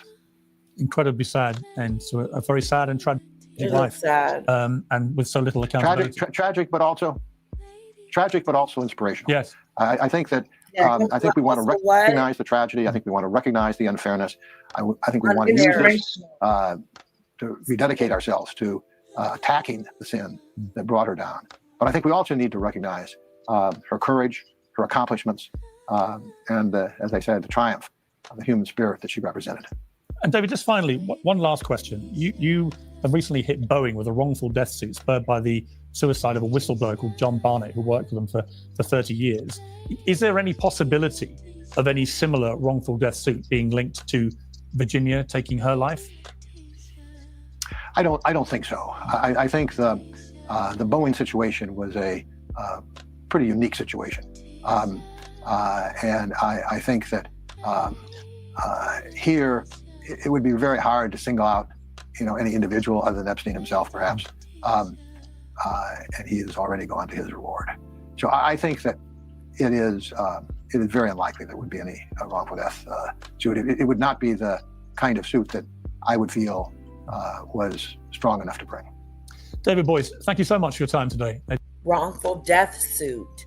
That means she died because of her inflictions and what happened to her, and she could ultimately, sue for wrongful death and say that it was caused by them. Yeah, she was just beaten down, and she just chose to unalive herself due to the stress and pressure of what she was going through and what she'd been through. It's so sad story. Yeah, it is. Yeah. It's very So sad. It's a horrendous story. I got another video, and on that video, it was where David Boyce was talking about Meghan Markle. He wanted to bring Meghan as a witness. Which one is that? It's called He Knows a Lot. All right. Have you got that? This one's an hour. So if you go to 2000, it should say it there. Okay, I'm gonna 2020. I'm gonna go by 17. Okay. Oh, this is our guy again. 29 women. Right. I don't think it's just limited to men, unfortunately. So there were women also perpetrating crimes.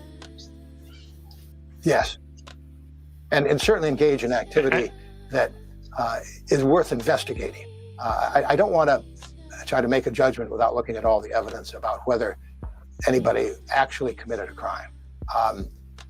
But a lot of people acted very wrongfully, improperly, and there's enough evidence of criminality to warrant an investigation. Should Andrew Mountbatten Windsor now come to the United States and face the music under oath in front of Congress, in your opinion? Come here, Andrew. Absolutely. I think he's got an obligation to tell what he knows. Now, I also think that if he's afraid of being arrested in the United States, we ought to give him safe passage. Hit the light. Come to the United States to testify, because I think we don't want there to be any excuse for him not coming and telling what he knows. But he knows a lot. It's how much I don't know myself, because they gave up. This video is after. Yes. After she died, yeah. This is after the one we just watched. In the litigation we had against them just before his deposition was supposed to be taken. So I don't think anybody knows how much he knows, but we know he knows a lot from his contact. And whatever he knows, even if it was a little bit, I think he has an obligation to share that. Oh, what did you know? Do you believe that Andrew Mountbatten Windsor? Some powerful people over there. Of course he did. Mm-hmm. You think he would tell? He should. It's the right thing to do. He's lost everything at this point. He might as well be of some use. But it's the right thing to do. The question is, will Andrew come to the United States to testify and tell what he knows? I think on his own volition, no. But if he was given some sort of deal, then yes. He's lost everything. So. Oh, so they might offer him a deal. Possibly. That is interesting.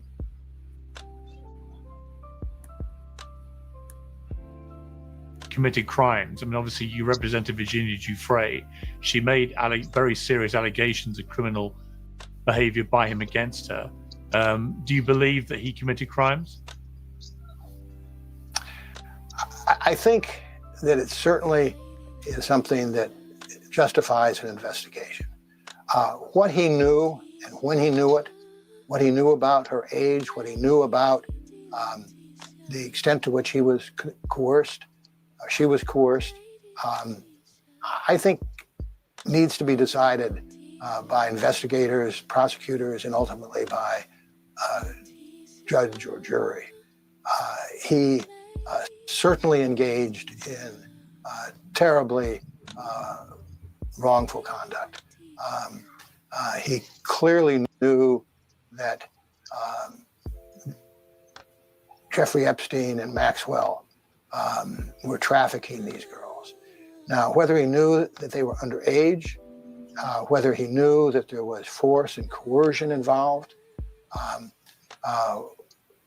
that is something that is a state of mind that I think before I made a judgment on that, I'd want to see more evidence. But it's certainly something that's was worth investigating. Whether statute of limitations have now passed, I think is a question. But I have been, as you know, I have been very disappointed in the authorities in the United States and in the United Kingdom for not doing this investigation in a timely way. Oh, did you hear that, United States of America? He is disappointed in us for not. Pam Bondi, are you listening? Pam Bondi, are you listening? Yes. Attorney General. Pam. Hello, Chickadee. Disappointed that we haven't acted on any investigation yet. You're talking to Hillary Clinton that had nothing to do with nothing. I don't know about Bill. He's suspect.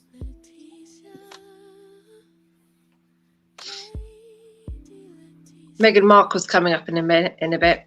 Ooh, Meghan Markle is coming up in this. Can you guys believe it? Because he's What going to does call her up. Meghan have to do with this investigation? He was going to call her up as a witness. To what? Interesting. Yeah. There's been a lot of pressure on King Charles in the UK to take more action against his brother. Here we go. Has removed his titles, There we and go. Andrew has now moved from a very luxurious home Yes. to a much smaller but still pretty luxurious home that will be paid for by the king, including a staff and so on. What should King Charles do? A lot of people are asking that question. In your opinion, what should he do? Yeah. I think that's my really answer is, what should he do? Put his brother in a pen with horses and goats and cows? Maybe leave him in there for a while. He is used to a lifestyle that can't be taken from him, even if you wanted to. Because even if he moved in with Camilla and King Charles, he still would get the same service that King Charles would get. I heard he was arrogant.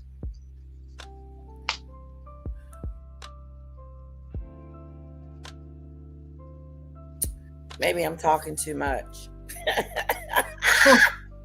They're just waiting for the Meghan Markle bit. Okay, here we go. hard. Andrew has lost his title. Data interview. He's lost his home. He's lost This almost was all 12 his friends. days ago. He's lost the ability probably ever to make a living. He is, after all, Charles' brother. Go on. What should King Charles do? A lot of people are asking that question. In your opinion, what should he do? Yeah. I think that's Right really to love. hard. Andrew has lost his title. He's lost his home. He's lost almost all of his friends. He's lost the ability probably ever to make a living. He is, after all, Charles' brother. And I think it's a special situation when he's also the king. And he's got responsibilities to the nation as well as to his family. But I would not want. Wait a minute. They are trying to put Prince Andrew in the pig pen. Girl, that was a joke. They said that would be a start. The love said, to the pig pen. Andrew's now a royal reject, calling Meghan a witness first acquired before 2024. Yes, they're talking about why he called her as a witness then. He's not calling her as a witness today. He's called her as a witness then. He did. This guy right here, the interviewer. I've just explained it to you 3 times. The interviewer. This is David Boyes, who was the attorney for Virginia Giuffre against Andrew in the investigation between Virginia and Andrew. David Boyes tried to call Meghan Markle as a witness. Oh, and she wasn't successful? No, he decided not to in the end. Oh, okay.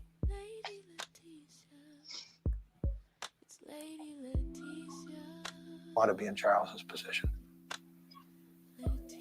You said in 2021 that you may seek to depose Meghan Markle, Prince Harry's wife, as part of Virginia's civil suit against Andrew, as she may have important knowledge about the then prince's behavior. Is that something, do you still think she may have information that could be useful? Oh, I think that's quite likely. Now, whether she has any information that we don't already know, I think is more doubtful. What the what? So are they saying that Megan knew? She knew Is that what something. you're trying to say? She knew something. What she knew, we don't know, but she knew something. Wow, this is big. This is news. This is new. I know that's right, the love. If Andrew hadn't paid her off, she would have taken him to court and called Megan as a witness. Oh. That is some deep, deep information. Because what the hell does Megan got to do with it? And she was only over there for a year and a half, 72 days to be exact. And It's not about when she was a member of the royal family. Somehow she knew of Prince Andrew and Virginia Giuffre, somehow. Nothing to do with when she was in the royal family. wow.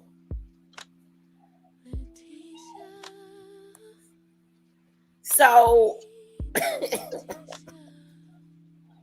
Can you put it together? Have you put it together? I put it together, but I'm still trying to figure out if Process she it. does have something to do with Andrew. Spill it. What does she know about Andrew? And how does she know about Andrew? Was she on the island? Don't know.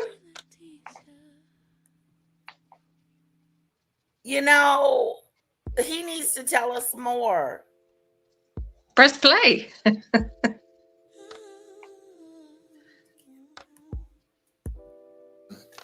We know so much more now than we did when we started the lawsuit against then Prince Andrew. So whether she has anything to add today, I'd be less certain. But she certainly was in a position to know a lot about Prince Andrew.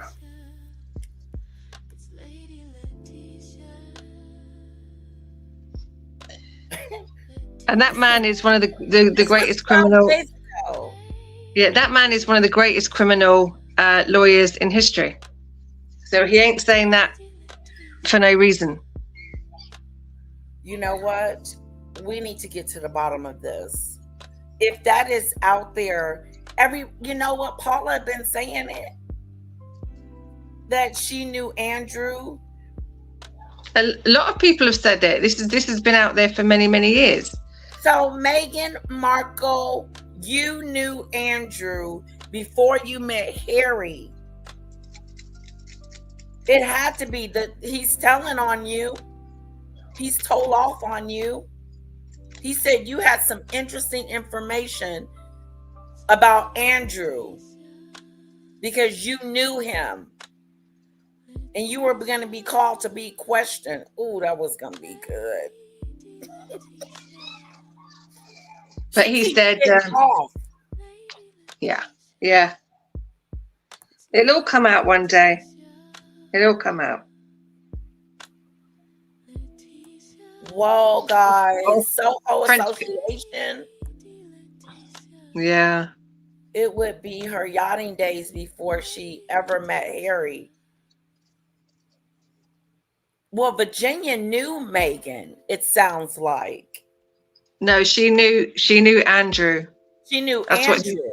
He knew Andrew. But she knew, and he knows that Meghan knows Andrew and knew what he was doing back in those times. Allegedly. Yeah.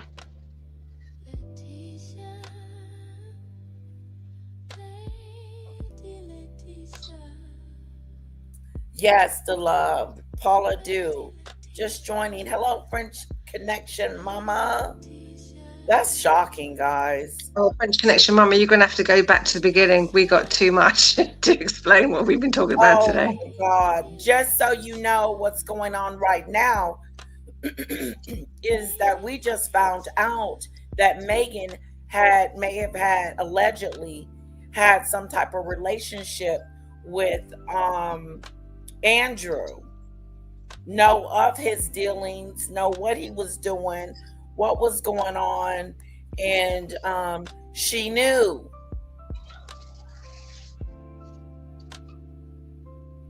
Wow. She said, oh, so y'all been knowing this. It's me that just found it out. Yeah, you just found out. This has been known for years. Because this was all over the press. Meghan Markle may be called as a witness. This was all over the press. Known about this for a long time. You got to catch up, Letitia. Golly. Wow. Gee whiz. Uncle Andrew had hidden the village bike long before Harry jumped on for a ride.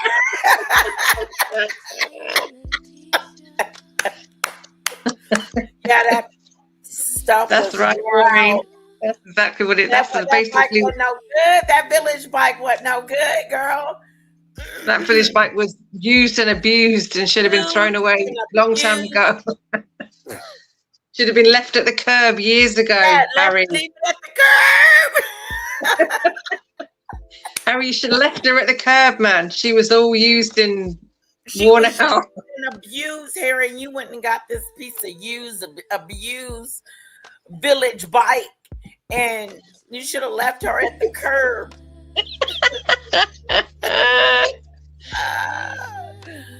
I like that, Maureen. Good one. I like that, Maureen. That's the one for the day, the winner of the day. Comment of the day.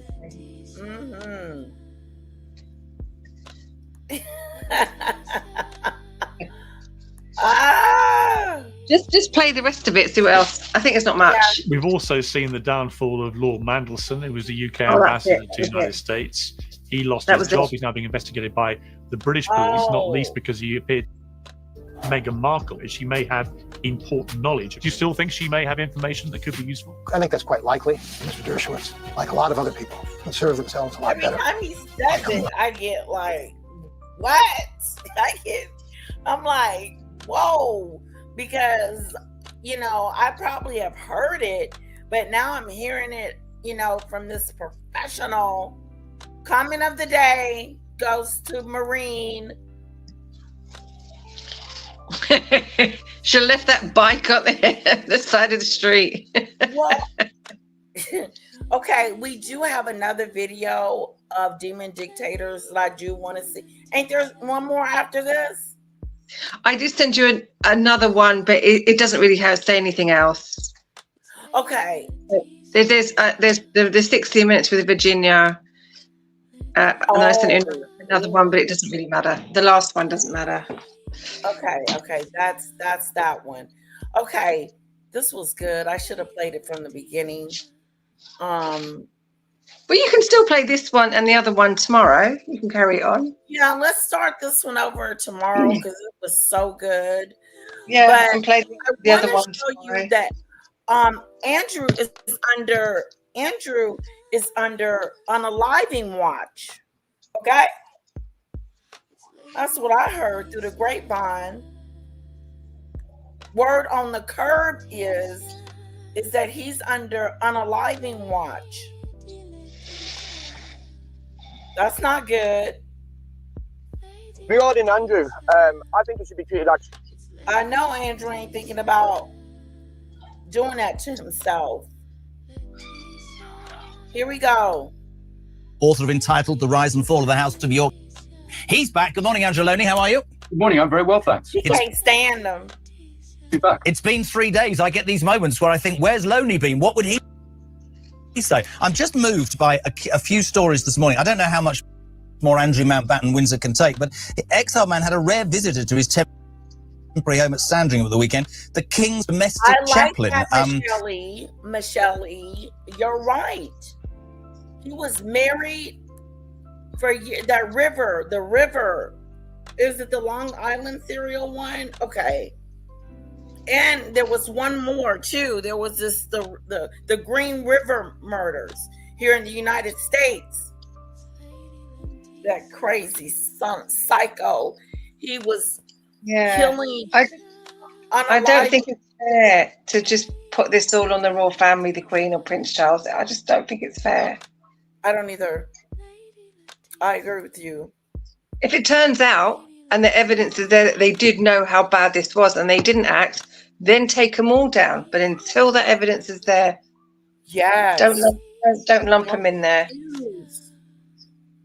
It's, like, I wouldn't want to be accused. No, I wouldn't want something that my family did and for me to be did that and I'm being accused of it. I gotta go to jail because of Andrew. I ain't going to jail for Andrew. No. Okay, Marine says, first of all, Andrew ain't gonna do nothing to himself. This is all a pity play. Ooh. Yeah, he's confessed any sins. The leave him alone. He's going to unalive himself. Well, sorry, you did the crime. You do the time. Sorry. Don't cry over it now. You know what you did. Fergie. She's just as bad as him. She's just as bad as he is. Yeah, she's somewhere hiding. Sees the Sandringham priest a few hours before the king. Was he confessing his sins, Andrew, do you think, or looking for divine inspiration of how to get out of the hole he made? Well, who knows? I mean, he may be. I get these moments where I think, where's Lonely been? What would he say? I'm just moved by a few stories this morning. I don't know how much more Andrew Mountbatten Windsor can take, but Exile Man had a rare visitor to his temporary home at Sandringham at the weekend, the King's domestic chaplain. The headline is Confess Any Sins. The ex-duke sees the Sandringham priest a few hours before the king. Was he confessing his sins, Andrew, do you think, or looking for divine inspiration of how to get out of the hole he made? Well, who knows? I mean, he may be finding religion now. I think it's just they've taken pity on him. I mean, no one else is visiting him, so I suppose the local vicar should. Do you think that, genuinely, I like your point, because we read about Fergie, she's in some wellness clinic, they're talking about mental illness and everybody's out to get me. You've got to paint the picture of this guy sat on his own in Sandringham, and I'm going to ask the question that everybody will probably get upset about, and you can dump it if you want. I suspect there are many people who are feeling he's so ostracised he can't even go horse riding. Are they worried about his mental health and what he might do to himself? Well, that's been a message from the palace for a long time, even when my book came out in August, that he was on suicide watch. I mean, everything I'm told from people close to him until very recently was that he still hasn't really sort of understood the seriousness of what he did and his position. He's more concerned about where he's going to park his car than he is about the problems he's in. So I don't really see that at all. But it may be trying to send out a narrative that this man has repented, and we'll see him washing up dishes in the local all folks home. I love what some people will call your cynicism, because I'm totally with you, Andrew. I am all for, and I've said it for many, many years, the fact that we now in this country talk about mental health is great, but let's fully accept that there are people who now use that as a tactic. He is a manipulative, arrogant bully. Okay, that is a known fact, right? His ex-wife will do anything for a few quid. It would be terrible, if that happens, then yes, of course, people are going to jump up and down. But you should be saying sorry. You should be. I mean, we read stories about him every day, still demanding a chef and a valet and being called sir. I wonder whether he's got any possible idea of what he's done. I doubt it. That's the impression I get. I could be wrong. No, I think you're absolutely right. I mean, I think Fergie's is exactly the same. I mean, she's railing at people, thinking that she's been hard done by, and she will come and flutter her eyelids on some chat show and, as you say her mother abandoned her, and this explains everything. But these are just two immoral people who've been caught and are finding new ways of getting around the problems they're in now. Some news at the weekend as well. I think this is fascinating. You were the first person to turn the spotlight on the daughters, Eugenie and Beatrice. Everybody initially, I think, was talking about how difficult it must be. I acknowledge that, and how the king was wanted to be seen to be protecting them, that they are not their father. But you touched upon several examples of how they were implicated by this, both in terms of travel and in terms of money. Over the weekend, they've been banned from Royal Ascot. Now, to a lot of people, that might mean nothing, but that is a massive snub, isn't it, Andrew? Yes, and I mean, the fact it's been so public and it's been so early. I mean, either the king has had some information about the daughters and therefore he's realising he does need to distance himself. I think William wanted an audit of their business activities, and they refused to do that.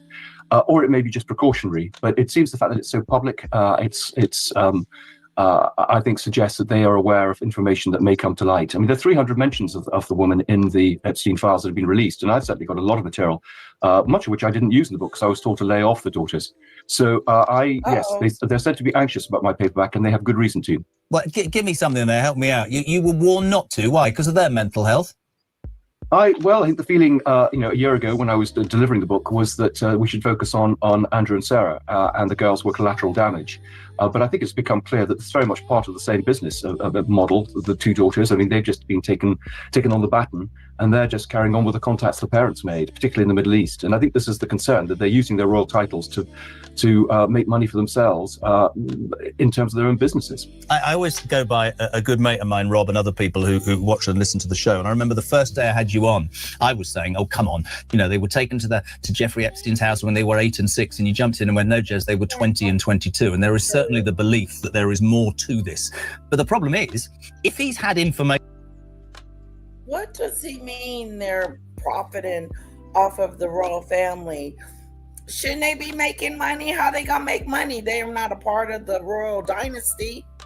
They were profiting off the contacts that their parents have made, and the contacts that the parents have made are looking a little bit shady. And they also asked for an audit of their Prince William asked for an audit of their finances, and the girls refused. So they may or may not be involved in illegal activities themselves. You don't know. Wow. At the moment, they're refusing to cooperate with Prince William in the palace. So.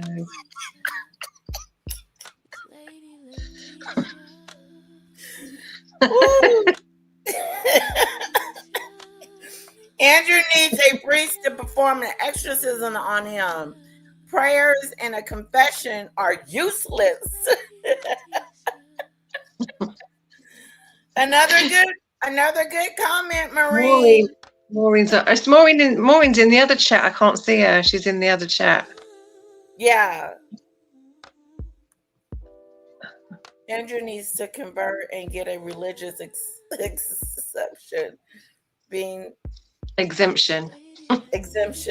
Religious exemption. Oh, that way that they won't pay for his stuff, right? No, that he did it on religious. He did it on religious grounds, reason. Like it's part of his religion. Reason. Okay.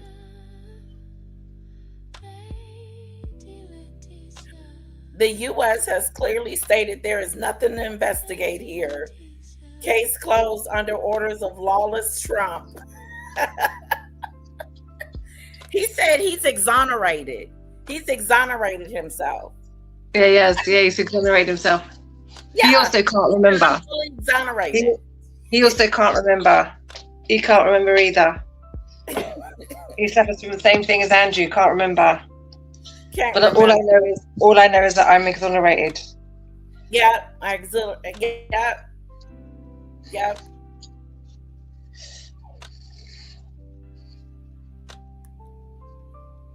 They are still princesses. They are still royal. Well, I don't think that they should lose their titles. Well, they should if they've done something wrong. Of course they should. I think William's going to take all of them. I think they'll take those two. Yeah. They'll take Harry and Meghan. They'll take Archie and Lily. I think they'll take them all. Oh, wow. Michelle, she did. Pam did do that. You're absolutely right. Thanks for reminding us.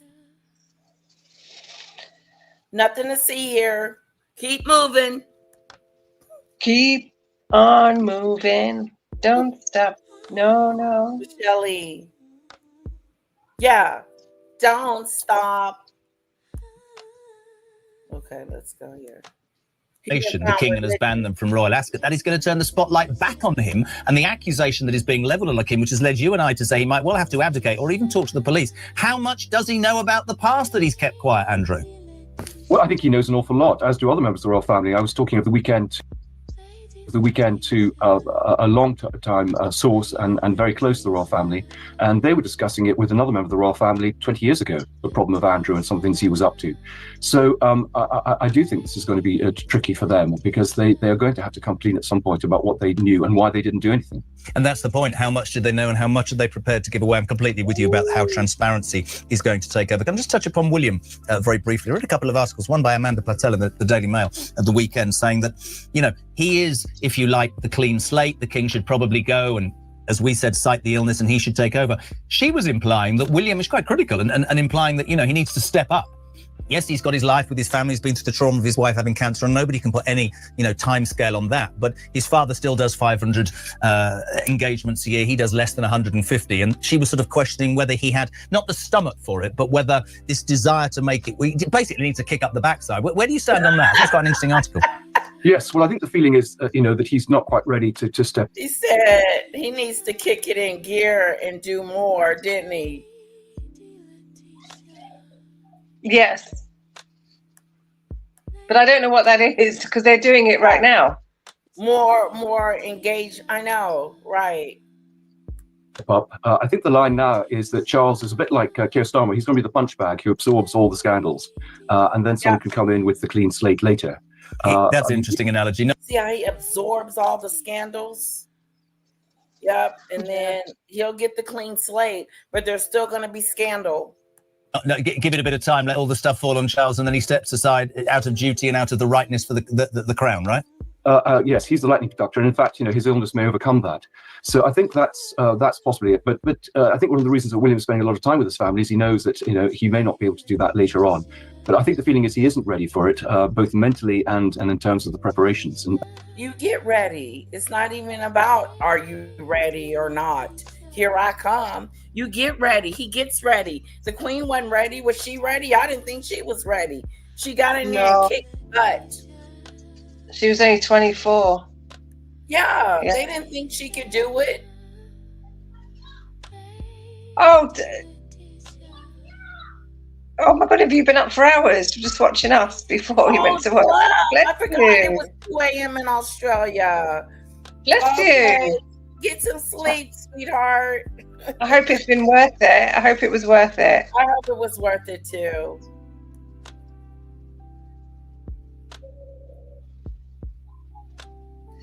She said, what is there, 2 chats? Yeah, I do it horizontal and portrait. StreamYard is doing that now, and I do both. One's for mobile and one's yes, for mobile, like you're on your mobile phone. Yeah, tell them that, Demon Dictator. And the other one's an iPad, computer, laptop. Yeah. One's mobile and one's for iPad and laptop. All right. And therefore, Charles has got to keep going a little bit longer. I think what really worried me was they're now putting out the line that this investigation will take a year.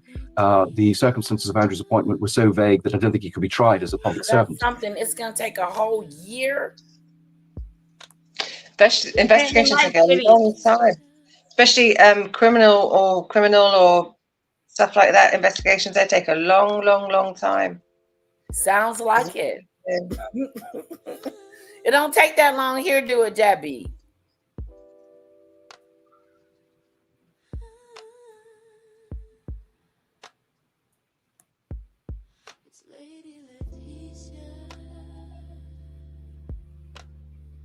Oh, okay. Have a wonderful day at work and get you coffee. With an extra shot of espresso. Big kisses to you. So that'll keep you going until about 3. After that, you're on your own. Yeah. Big kisses to you. Well, sweetie. Thank you, love. All right. And I think this may be the way that requested something from me. I don't think it was the love, but it was the Maxwell situation. It wanted me to show this. For literally decades, there have been people like Alex Jones who have been taking every opportunity possible, and many that don't even seem possible, to identify prominent people as not people at all, but aliens or lizard people or clones or robots. They've been replaced, and they love this stuff. And so it's a bit strange that in an opportunity where there's at least a tiny bit of evidence that this might have actually happened, they don't have anything to say about it. No lizard people, no clones, no robots for Ghislaine Maxwell, who's looking a little bit different than she used to be. Now, look, is my tongue in my cheek a little bit? Perhaps, I suppose. So bear that in mind as we weigh the evidence here. Take a look at this. This is going to be some video of Ghislaine Maxwell.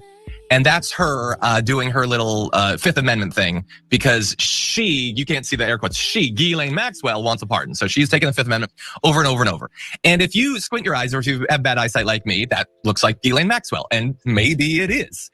But some people have analyzed the photos, and there's like a little bit of difference there. So let's jump into some of the evidence. So here you have Robin Minotti, who admittedly is a blue check on Twitter. Just bear that in mind. Not only Jeffrey Epstein is not dead, but Ghislaine Maxwell is not in prison. The woman pictured left is clearly not Ghislaine Maxwell. Right. So left is who you just saw taking the fifth. Right is Ghislaine Maxwell in a previous archival photo or whatever. And so they've done this nose analysis. And admittedly, if we go to the next photo, it is a different shaped nose to some extent. It's a little bit more pyramidal than it was. Now, people's facial features can change over time, and there is a number of years between those two photos. But it's a little bit different. And honestly, you might say, well, you could have plastic surgery or whatever. People do that. Elites do that. But like, can we put that photo up again? But if you were going to do that, wouldn't you be more likely to go from the top to the bottom nose than the bottom to the top? Generally, that's how those surgeries work. So I'm not saying it's strong evidence, but there's a little bit of extra context that we can debate. So this is the Daily Beast prison consultant, Sam Mangel. Man, we really need to get ourselves a prison consultant here. But anyway, said that there's some interesting information or lack of information about Maxwell in her cushy new spot in prison, kind of. It's like a condo or whatever. When they go into a prison, anybody of that type of stature or fame, inmates tend to be very curious. They want to almost live vicariously through them. And many of the staff tend to be very deferential to them because they understand who they are and who their friends might be. In this case, with Miss Maxwell, it is completely different. They were warned, the inmates and the staff were warned prior to her coming in, that under no circumstances are they to disclose anything that happens with her or to her or surrounding her during her time at Bryan. And we've talked about this for some months now, that like they can't. I agree, Maureen. The BBC, is that what she's talking about, Maureen? The news night, yeah. Yeah? I say we do it again too. Yeah? I wonder how we should do it. Because I have to play it on my phone. Well, you can just see him. You can just play your original video again. That's what I thought. Maybe we could do that, and I could fast forward it. Yeah, because you got a strike already for the original. Don't strike yourself again. You just play that original. We'll just do like a movie night and do his do one of my videos. Yeah. Okay. You can do. Yeah, it's up to you. You can do like this week. So you've got 2 more interviews with David Boies that you can do. And then I gave you the 60 minutes with Virginia. And you can do that this week. And at the end of the week, you can show Prince Andrew's Liathon. So you can put all present all the evidence from the lawyer, and then present the evidence from Virginia. And then at the end, present Prince Andrew and see the lies. Oh, that would be really good. But it's up to you, though. That's an idea. Do that tomorrow. I know you're going to be at work, but just remind me. I'm working from home most day this week because I'm working on a big project, so they've allowed me to work from home. So I can't come on, but I can kind of be here. Okay, yeah, just steer me in the right direction, and we're good. Yeah. They did. Saturday Night Live did a skit on Meghan and Harry this week. Okay, Maureen, we're going to do it. We're going to do it on Friday.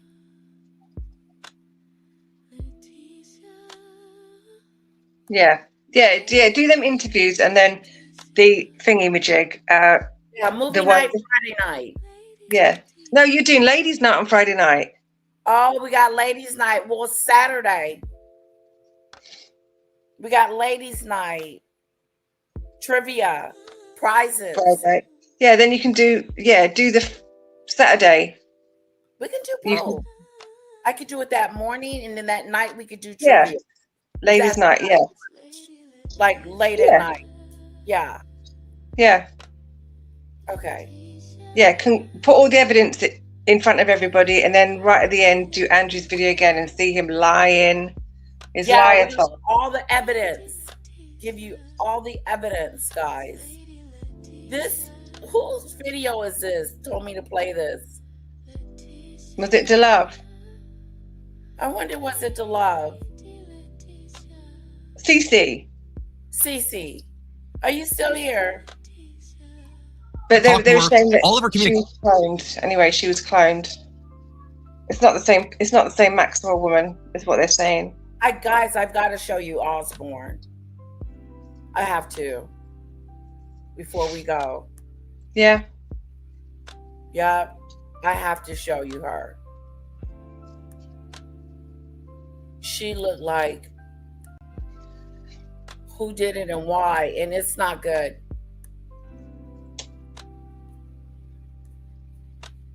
It's not good. Hold on.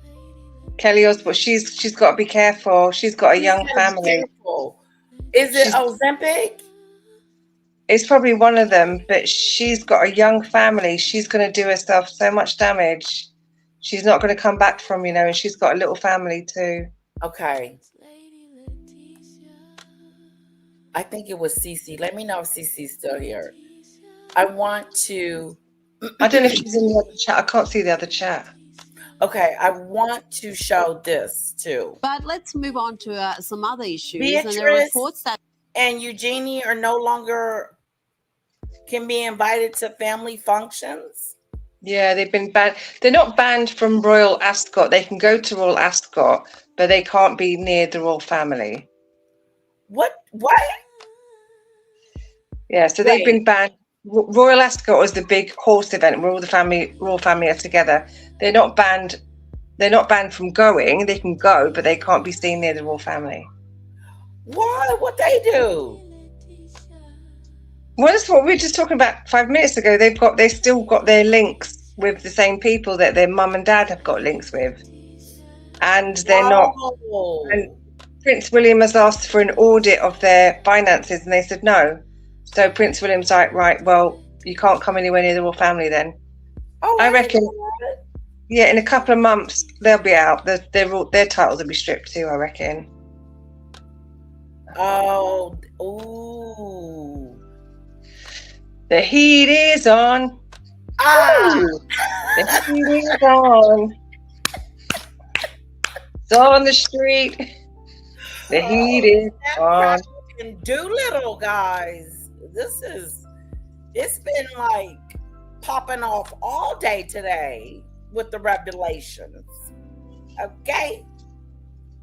Now, Beatrice and Eugenie has been kicked to the Trump haters come out of the woodwork. What is this? Princesses Beatrice and Eugenie have been banned from attending Royal Ascot in June, and they won't be allowed to join their family in the royal procession either. This is all due to the Epstein revelations surrounding their parents. Kinsey, is that fair if it's their parents at fault and they're being punished? Or they've been banned for another thing. What's the other thing?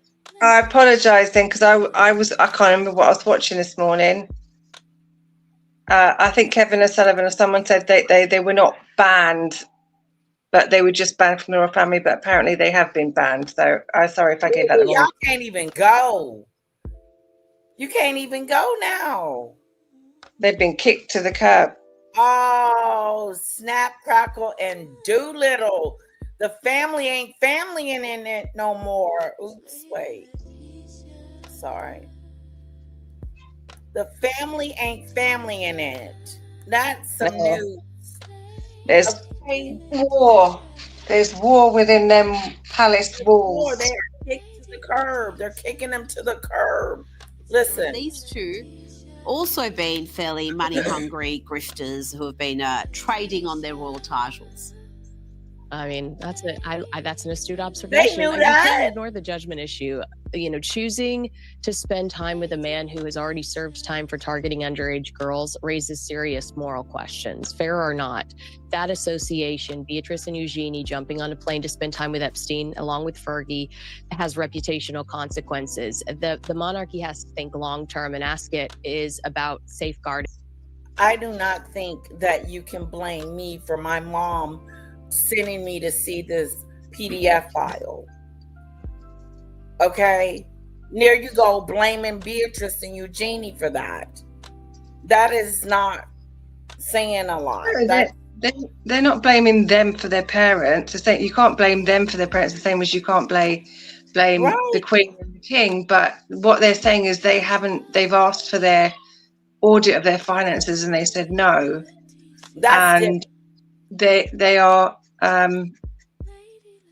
still speaking to people that they shouldn't be. The brand.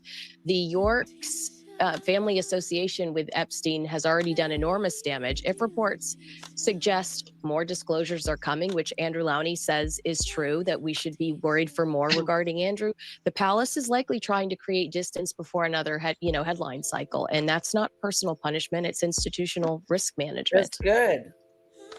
That's a good point. Now on more to do with Jeffrey Epstein, and freshly unearthed emails have revealed he withheld medical treatments and used his own doctors to exercise control over the women he was involved with. Kinsey, what else have we learned?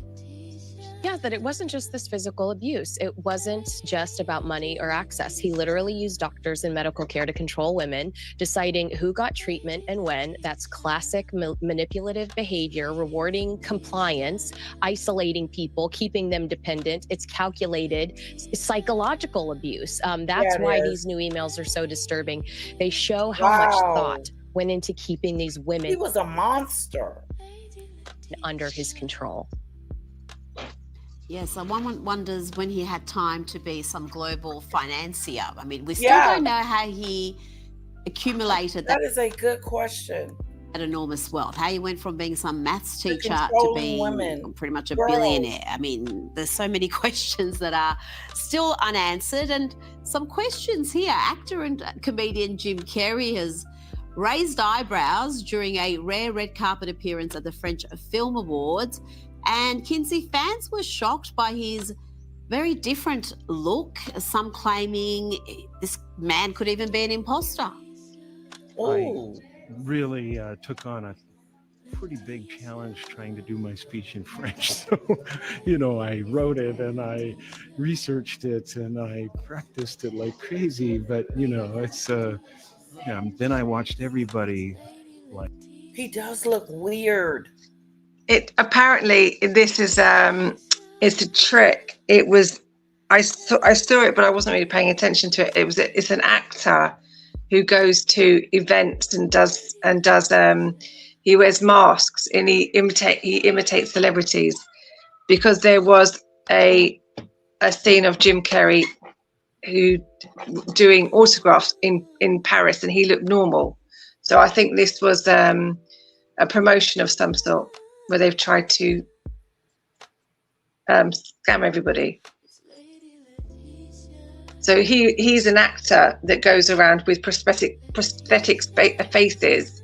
He's done Glenn Close in the 101 Dalmatians, and he does these big publicity things just as other actors. Wow. Because there was another video. He was in Paris to accept the award in Paris, and then they had another video of Jim Carrey signing autographs and he looked normal. So that's why it will come out that there was two actors there. And for some reason it'll come out as to why they did it, but that's not the real Jim Carrey. It's a promotion of something or a joke or something like that. And Jim Carrey is in on it? Yeah, because he was in Paris, he was signing autographs and he looked normal. So he's obviously in on it for some reason. Okay. talking Because it doesn't even 1,000 sound, it's not miles his an hour voice. up there receiving their awards, and I was like, I'm It dead. sounds like him. Let me try to see if I can sing I it. don't know. It doesn't sound like I him. think it's just him and he's had too much filler and Botox, but some fans claim he even sounds a little different, and Botox and fillers don't normally change your voice, do they? No, Let's I see if mean, I I can love the find it. fact that you referenced raised eyebrows because clearly that's something he's incapable of doing at the moment. In Hollywood, here, the plastic surgeons are saying maybe it's an upper eye bleph where they remove some of that skin around your eyelids. They've also said, of course, Botox fillers around the cheek and forehead and a potential brow lift or facelift. Wow. We have a reality show here called Botched where they take care of people that have had some pretty bad plastic I love surgery. that show. And I think Jim Carrey might be starring in the next season based on what we just witnessed. Mm. You know what he needs to do? He needs to go see Demi Moore's latest plastic surgeon because she got botched and in the facial area, a beautiful woman. Yeah. And now she looks better than ever. In her 60s, she looks about 35. So let's just find, actually, I know who that surgeon is, and it's very difficult and very expensive to see. So Jim Carrey, start saving up for but why are the men Okay, doing I this? I want can understand the pressure on women to be youthful forever, but why is someone like She Jim just Carrey, looks who's never sad. traded on his looks, Kinsey, She looks going to sad. these extremes? Yeah, a comedy. Like He looks bad. character. The Joker from Batman, like you don't need to be a hot guy to do that. Osborne. But you're right. We saw Brad Pitt I'm gonna recently get a show you. facelift, and his looks amazing. We are seeing men more, And Brad pursuing Cooper. it more. Oh, Bradley Cooper. Brad what was Cooper that? got To one of the most important awards of the night, the Lifetime Achievement Award, which this year is being awarded to one of the most iconic rock stars to ever walk the planet, Ozzy Osbourne.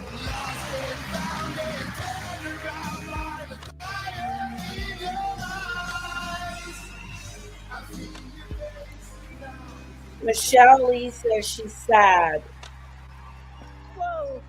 and depressed and stressed. First of all, what a fucking great evening it's been. It's, you know what? All of us, everyone in this place tonight are joined. We're one because everyone in this place loves music. And it brings us all together.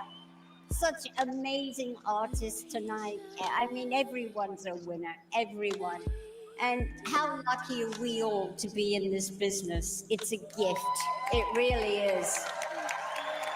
But I'm honored to accept this award for my gorgeous husband, this Lifetime Aww. Achievement Award. She doesn't look good. To accept No, it's in her face. And she's got a young family. She's got to be careful, you know. Very much so. So I've just sent you a video of the real Jim Carrey in Paris. And he looks perfectly normal. Okay, I think Epstein made his money from blackmailing the rich and famous because he's recording of their deviant behavior. Exactly. Sorry to hear that, Michelle Lee. And one of Epstein's doctors is still practicing medicine. Wow, nature. Debbie said it's impersonator. Kelly went into depression after Ozzy passed. When my dad passed, I lost 25 pounds, 2.5 weeks. Yep. Wow. Sorry to hear that, Lisa. And I know when my dad passed too, I couldn't eat and sleep, and I lost a lot of weight. And my mom were like, you need to eat. And I said,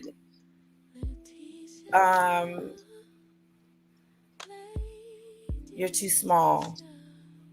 I never thought I would hear that.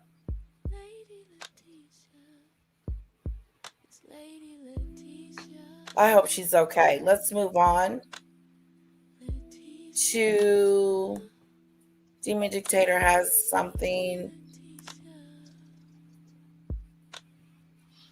And I'm going to give you the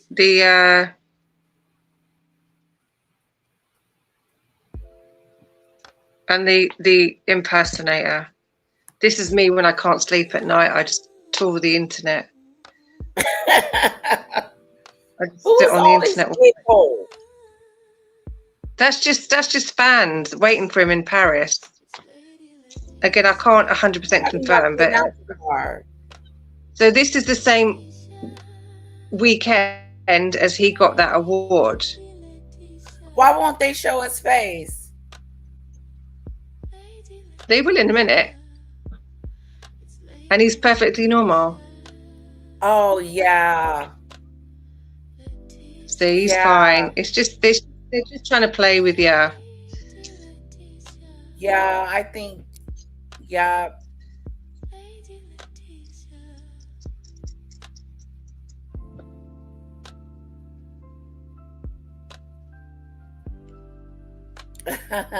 Thanks for sharing that. That's okay. I was going to try and find you the impersonator, but I can't do it right now. My iPad. Hold on. Hold on.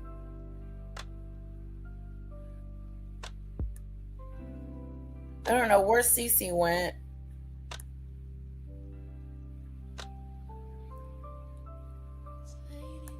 I think that's it, guys. Just check.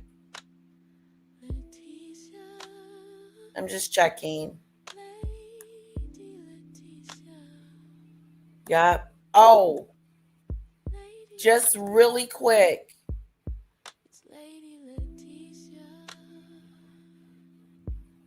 Okay, we talked about him unaliving himself.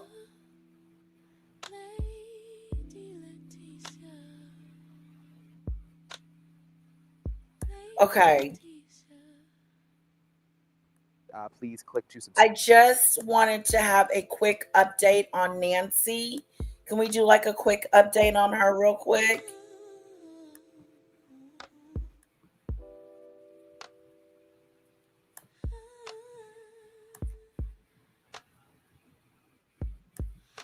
I'm going to do a quick on Nancy. Okay, so. See what they're saying about Nancy. Subscribe. It is now day 29 in search for Nancy Guthrie. It's Sunday. I'm in Tucson. I'm in a different spot. This is actually KVOA behind me. Television. Sorry, the sun is kind of bright. He's in a different spot. The banner out front of KVOA that says "Bring her her home." Obviously referring to Nancy Guthrie. And at the end of this episode, I'll show you guys all the signatures on the banner. There's so many. This is actually and don't nobody know. Here to KVOA, but this is where I'm Savannah having Guthrie a hard time with that. Don't nobody know where Nancy is. Like, that's that stupid stuff. Nobody knows. Okay.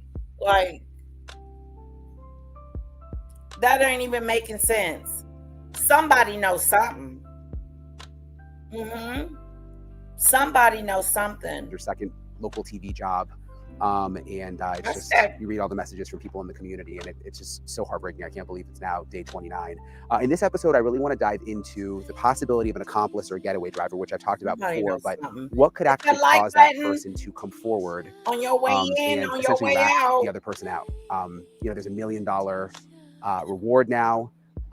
It seems like that could be one of the ways this could be solved. And so many of the retired FBI agents who I've talked to say that they think that is what is going to happen here eventually. Why it hasn't happened yet? When will it happen? Could there be some kind of arrangement made so the person could get their reward and avoid jail time?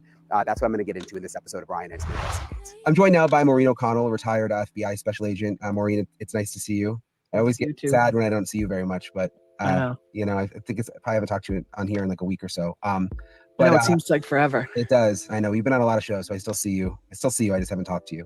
But I wanted to ask you, it's day 28 when we're recording this. A lot of people are wondering if this is going to become a cold case, Nancy Guthrie. I was just out at the house. It's just quiet. A lot of the media, everything obviously going on in the Middle East, but a lot of the media is left. What happens now? Where do you think things go from here? I don't think it's going to be a cold case. There's $1 million on the table for someone. If you're, and it's part of the human condition for all of us to be greedy. $1 million is a lot of money. That's going to change someone's world. If there's more than one person involved in this, which I believe there is, they're now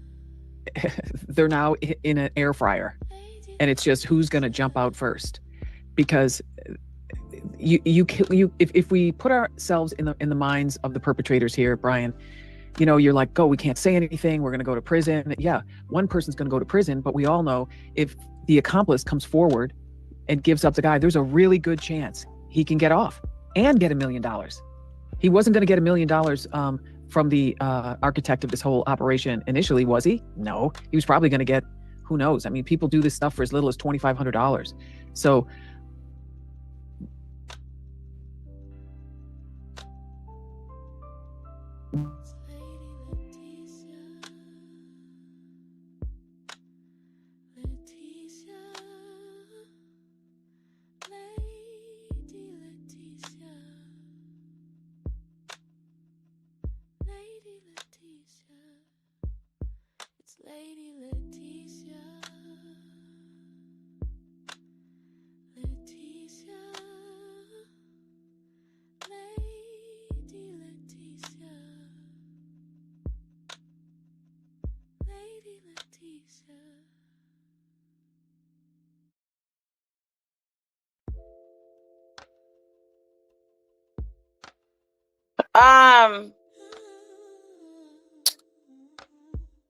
My computer just said, screw it. Okay? That might be a sign it's time to go. I have one more video of Nancy. I just want to know what's going on with Nancy. Don't you guys want to know?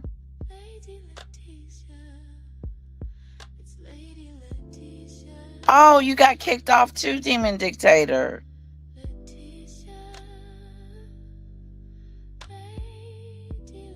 It doesn't even want to come back on my laptop. And I don't know.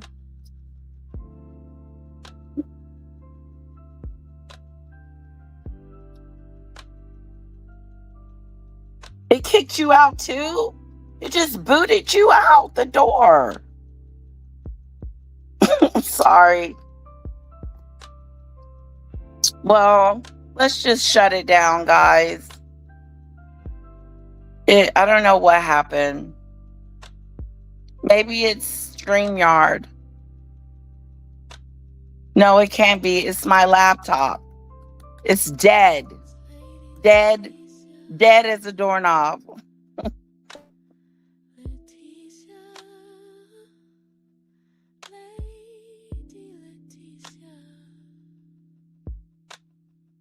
Okay, Marine, we're going to do it too.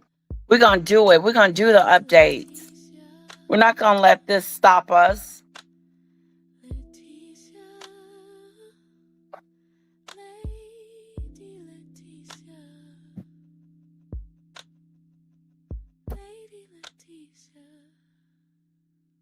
Okay, support assistance is scanning the system.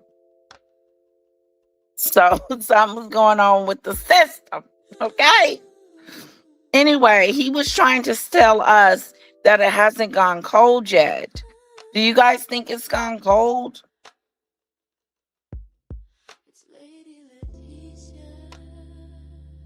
I don't know what happened to the laptop.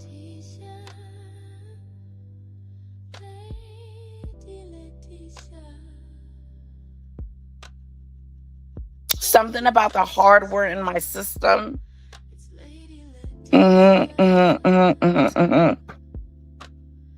Fix it. Get it right. Escape.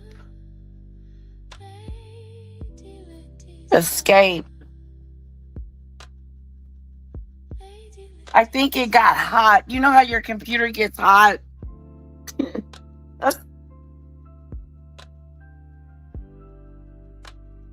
pook. It's coming back up, guys. We're going to find out what happened to Nancy today. I know that's right.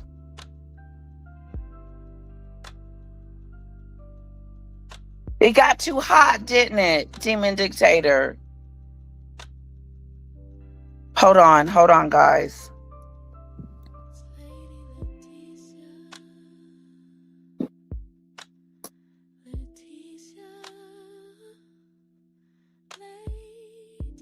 It did. It got too hot.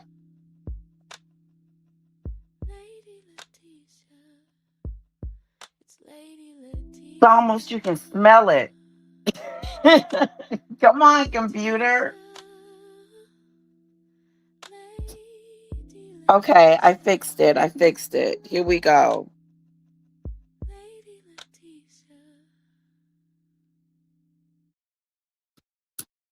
Let's figure out what's going on with Nancy. It's coming up. I'm finna get out of here. And I'll see you in the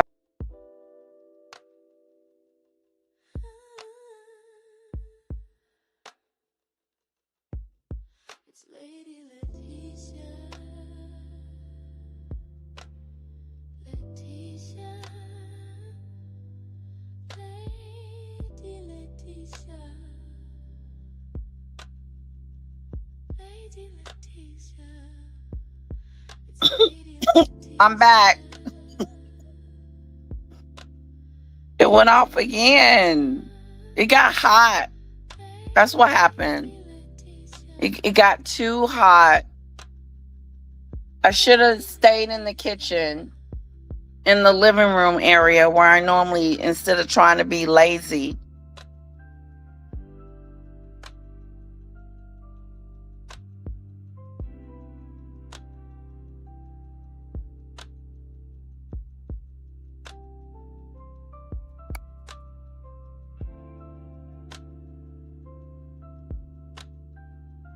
It's cooling off, but it ain't moving fast enough. We'll see what's gonna happen. Sorry for the yarning.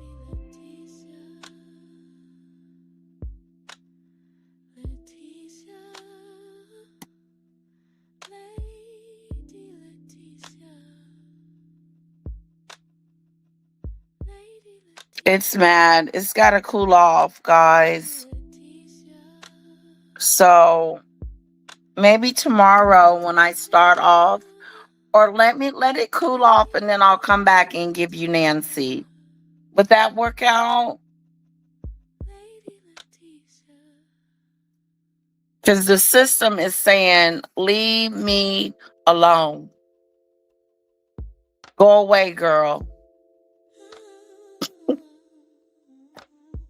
Go away. I should have stayed in the area that I normally stay in. Ooh, I'm sorry, I'm yearning. That is so rude. It is so rude.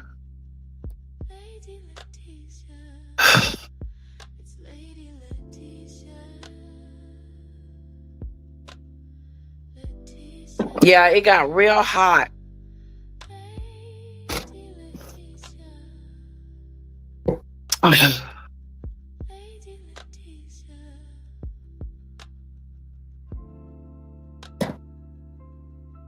It got real hot, guys.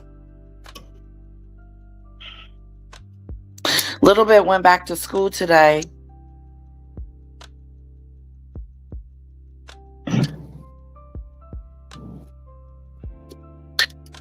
She was ready. I think she was ready to go back too.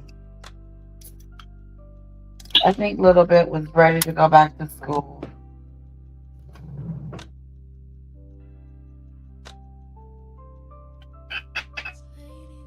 She wasn't upset.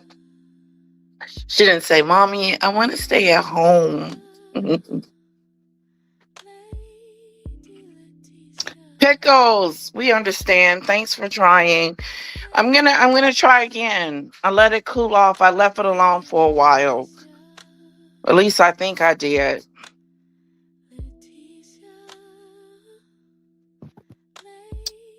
Let's see, Rocky, what's going on with the laptop?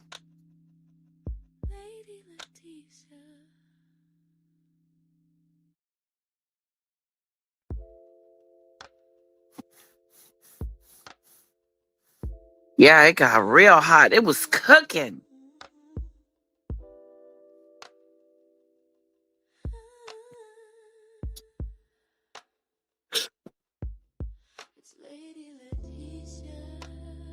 Stop yarning in you guys' faces.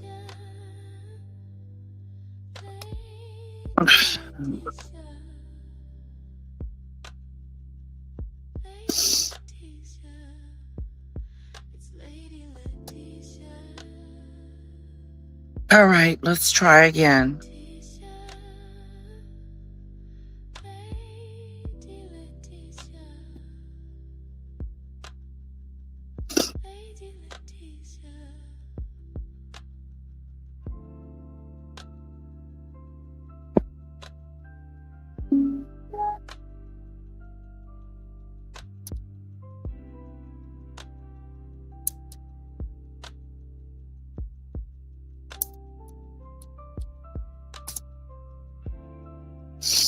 Let's see. It's not shut off, guys.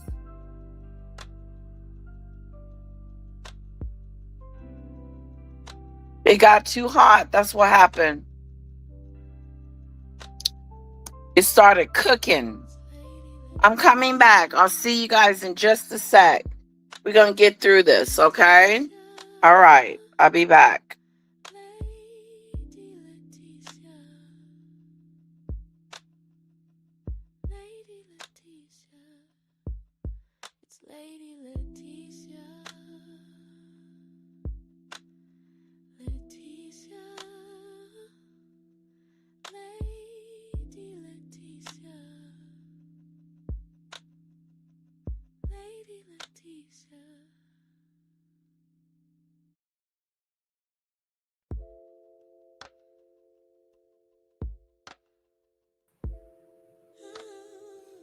All right, we are back in action.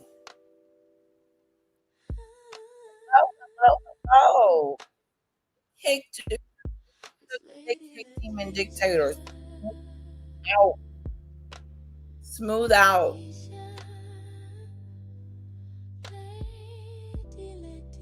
Oopsie doopsie. Hold on, guys. There, that's better. You can see me better. Woo. Okay, let me sit up. That's better. All right, let me go back to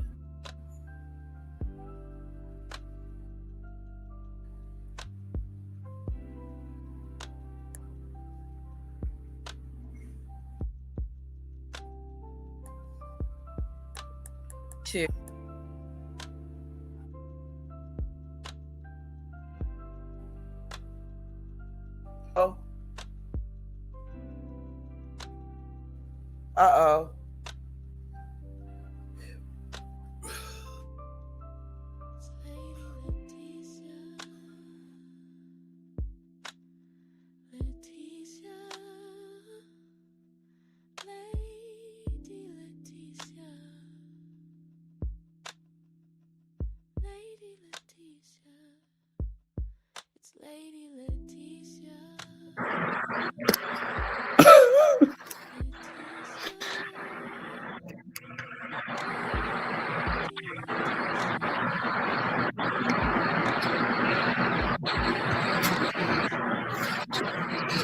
It cut off again. It's time for lunch, y'all. Go to lunch. Go eat some lunch and let it cool off, and I'll be back. All right? Mwah.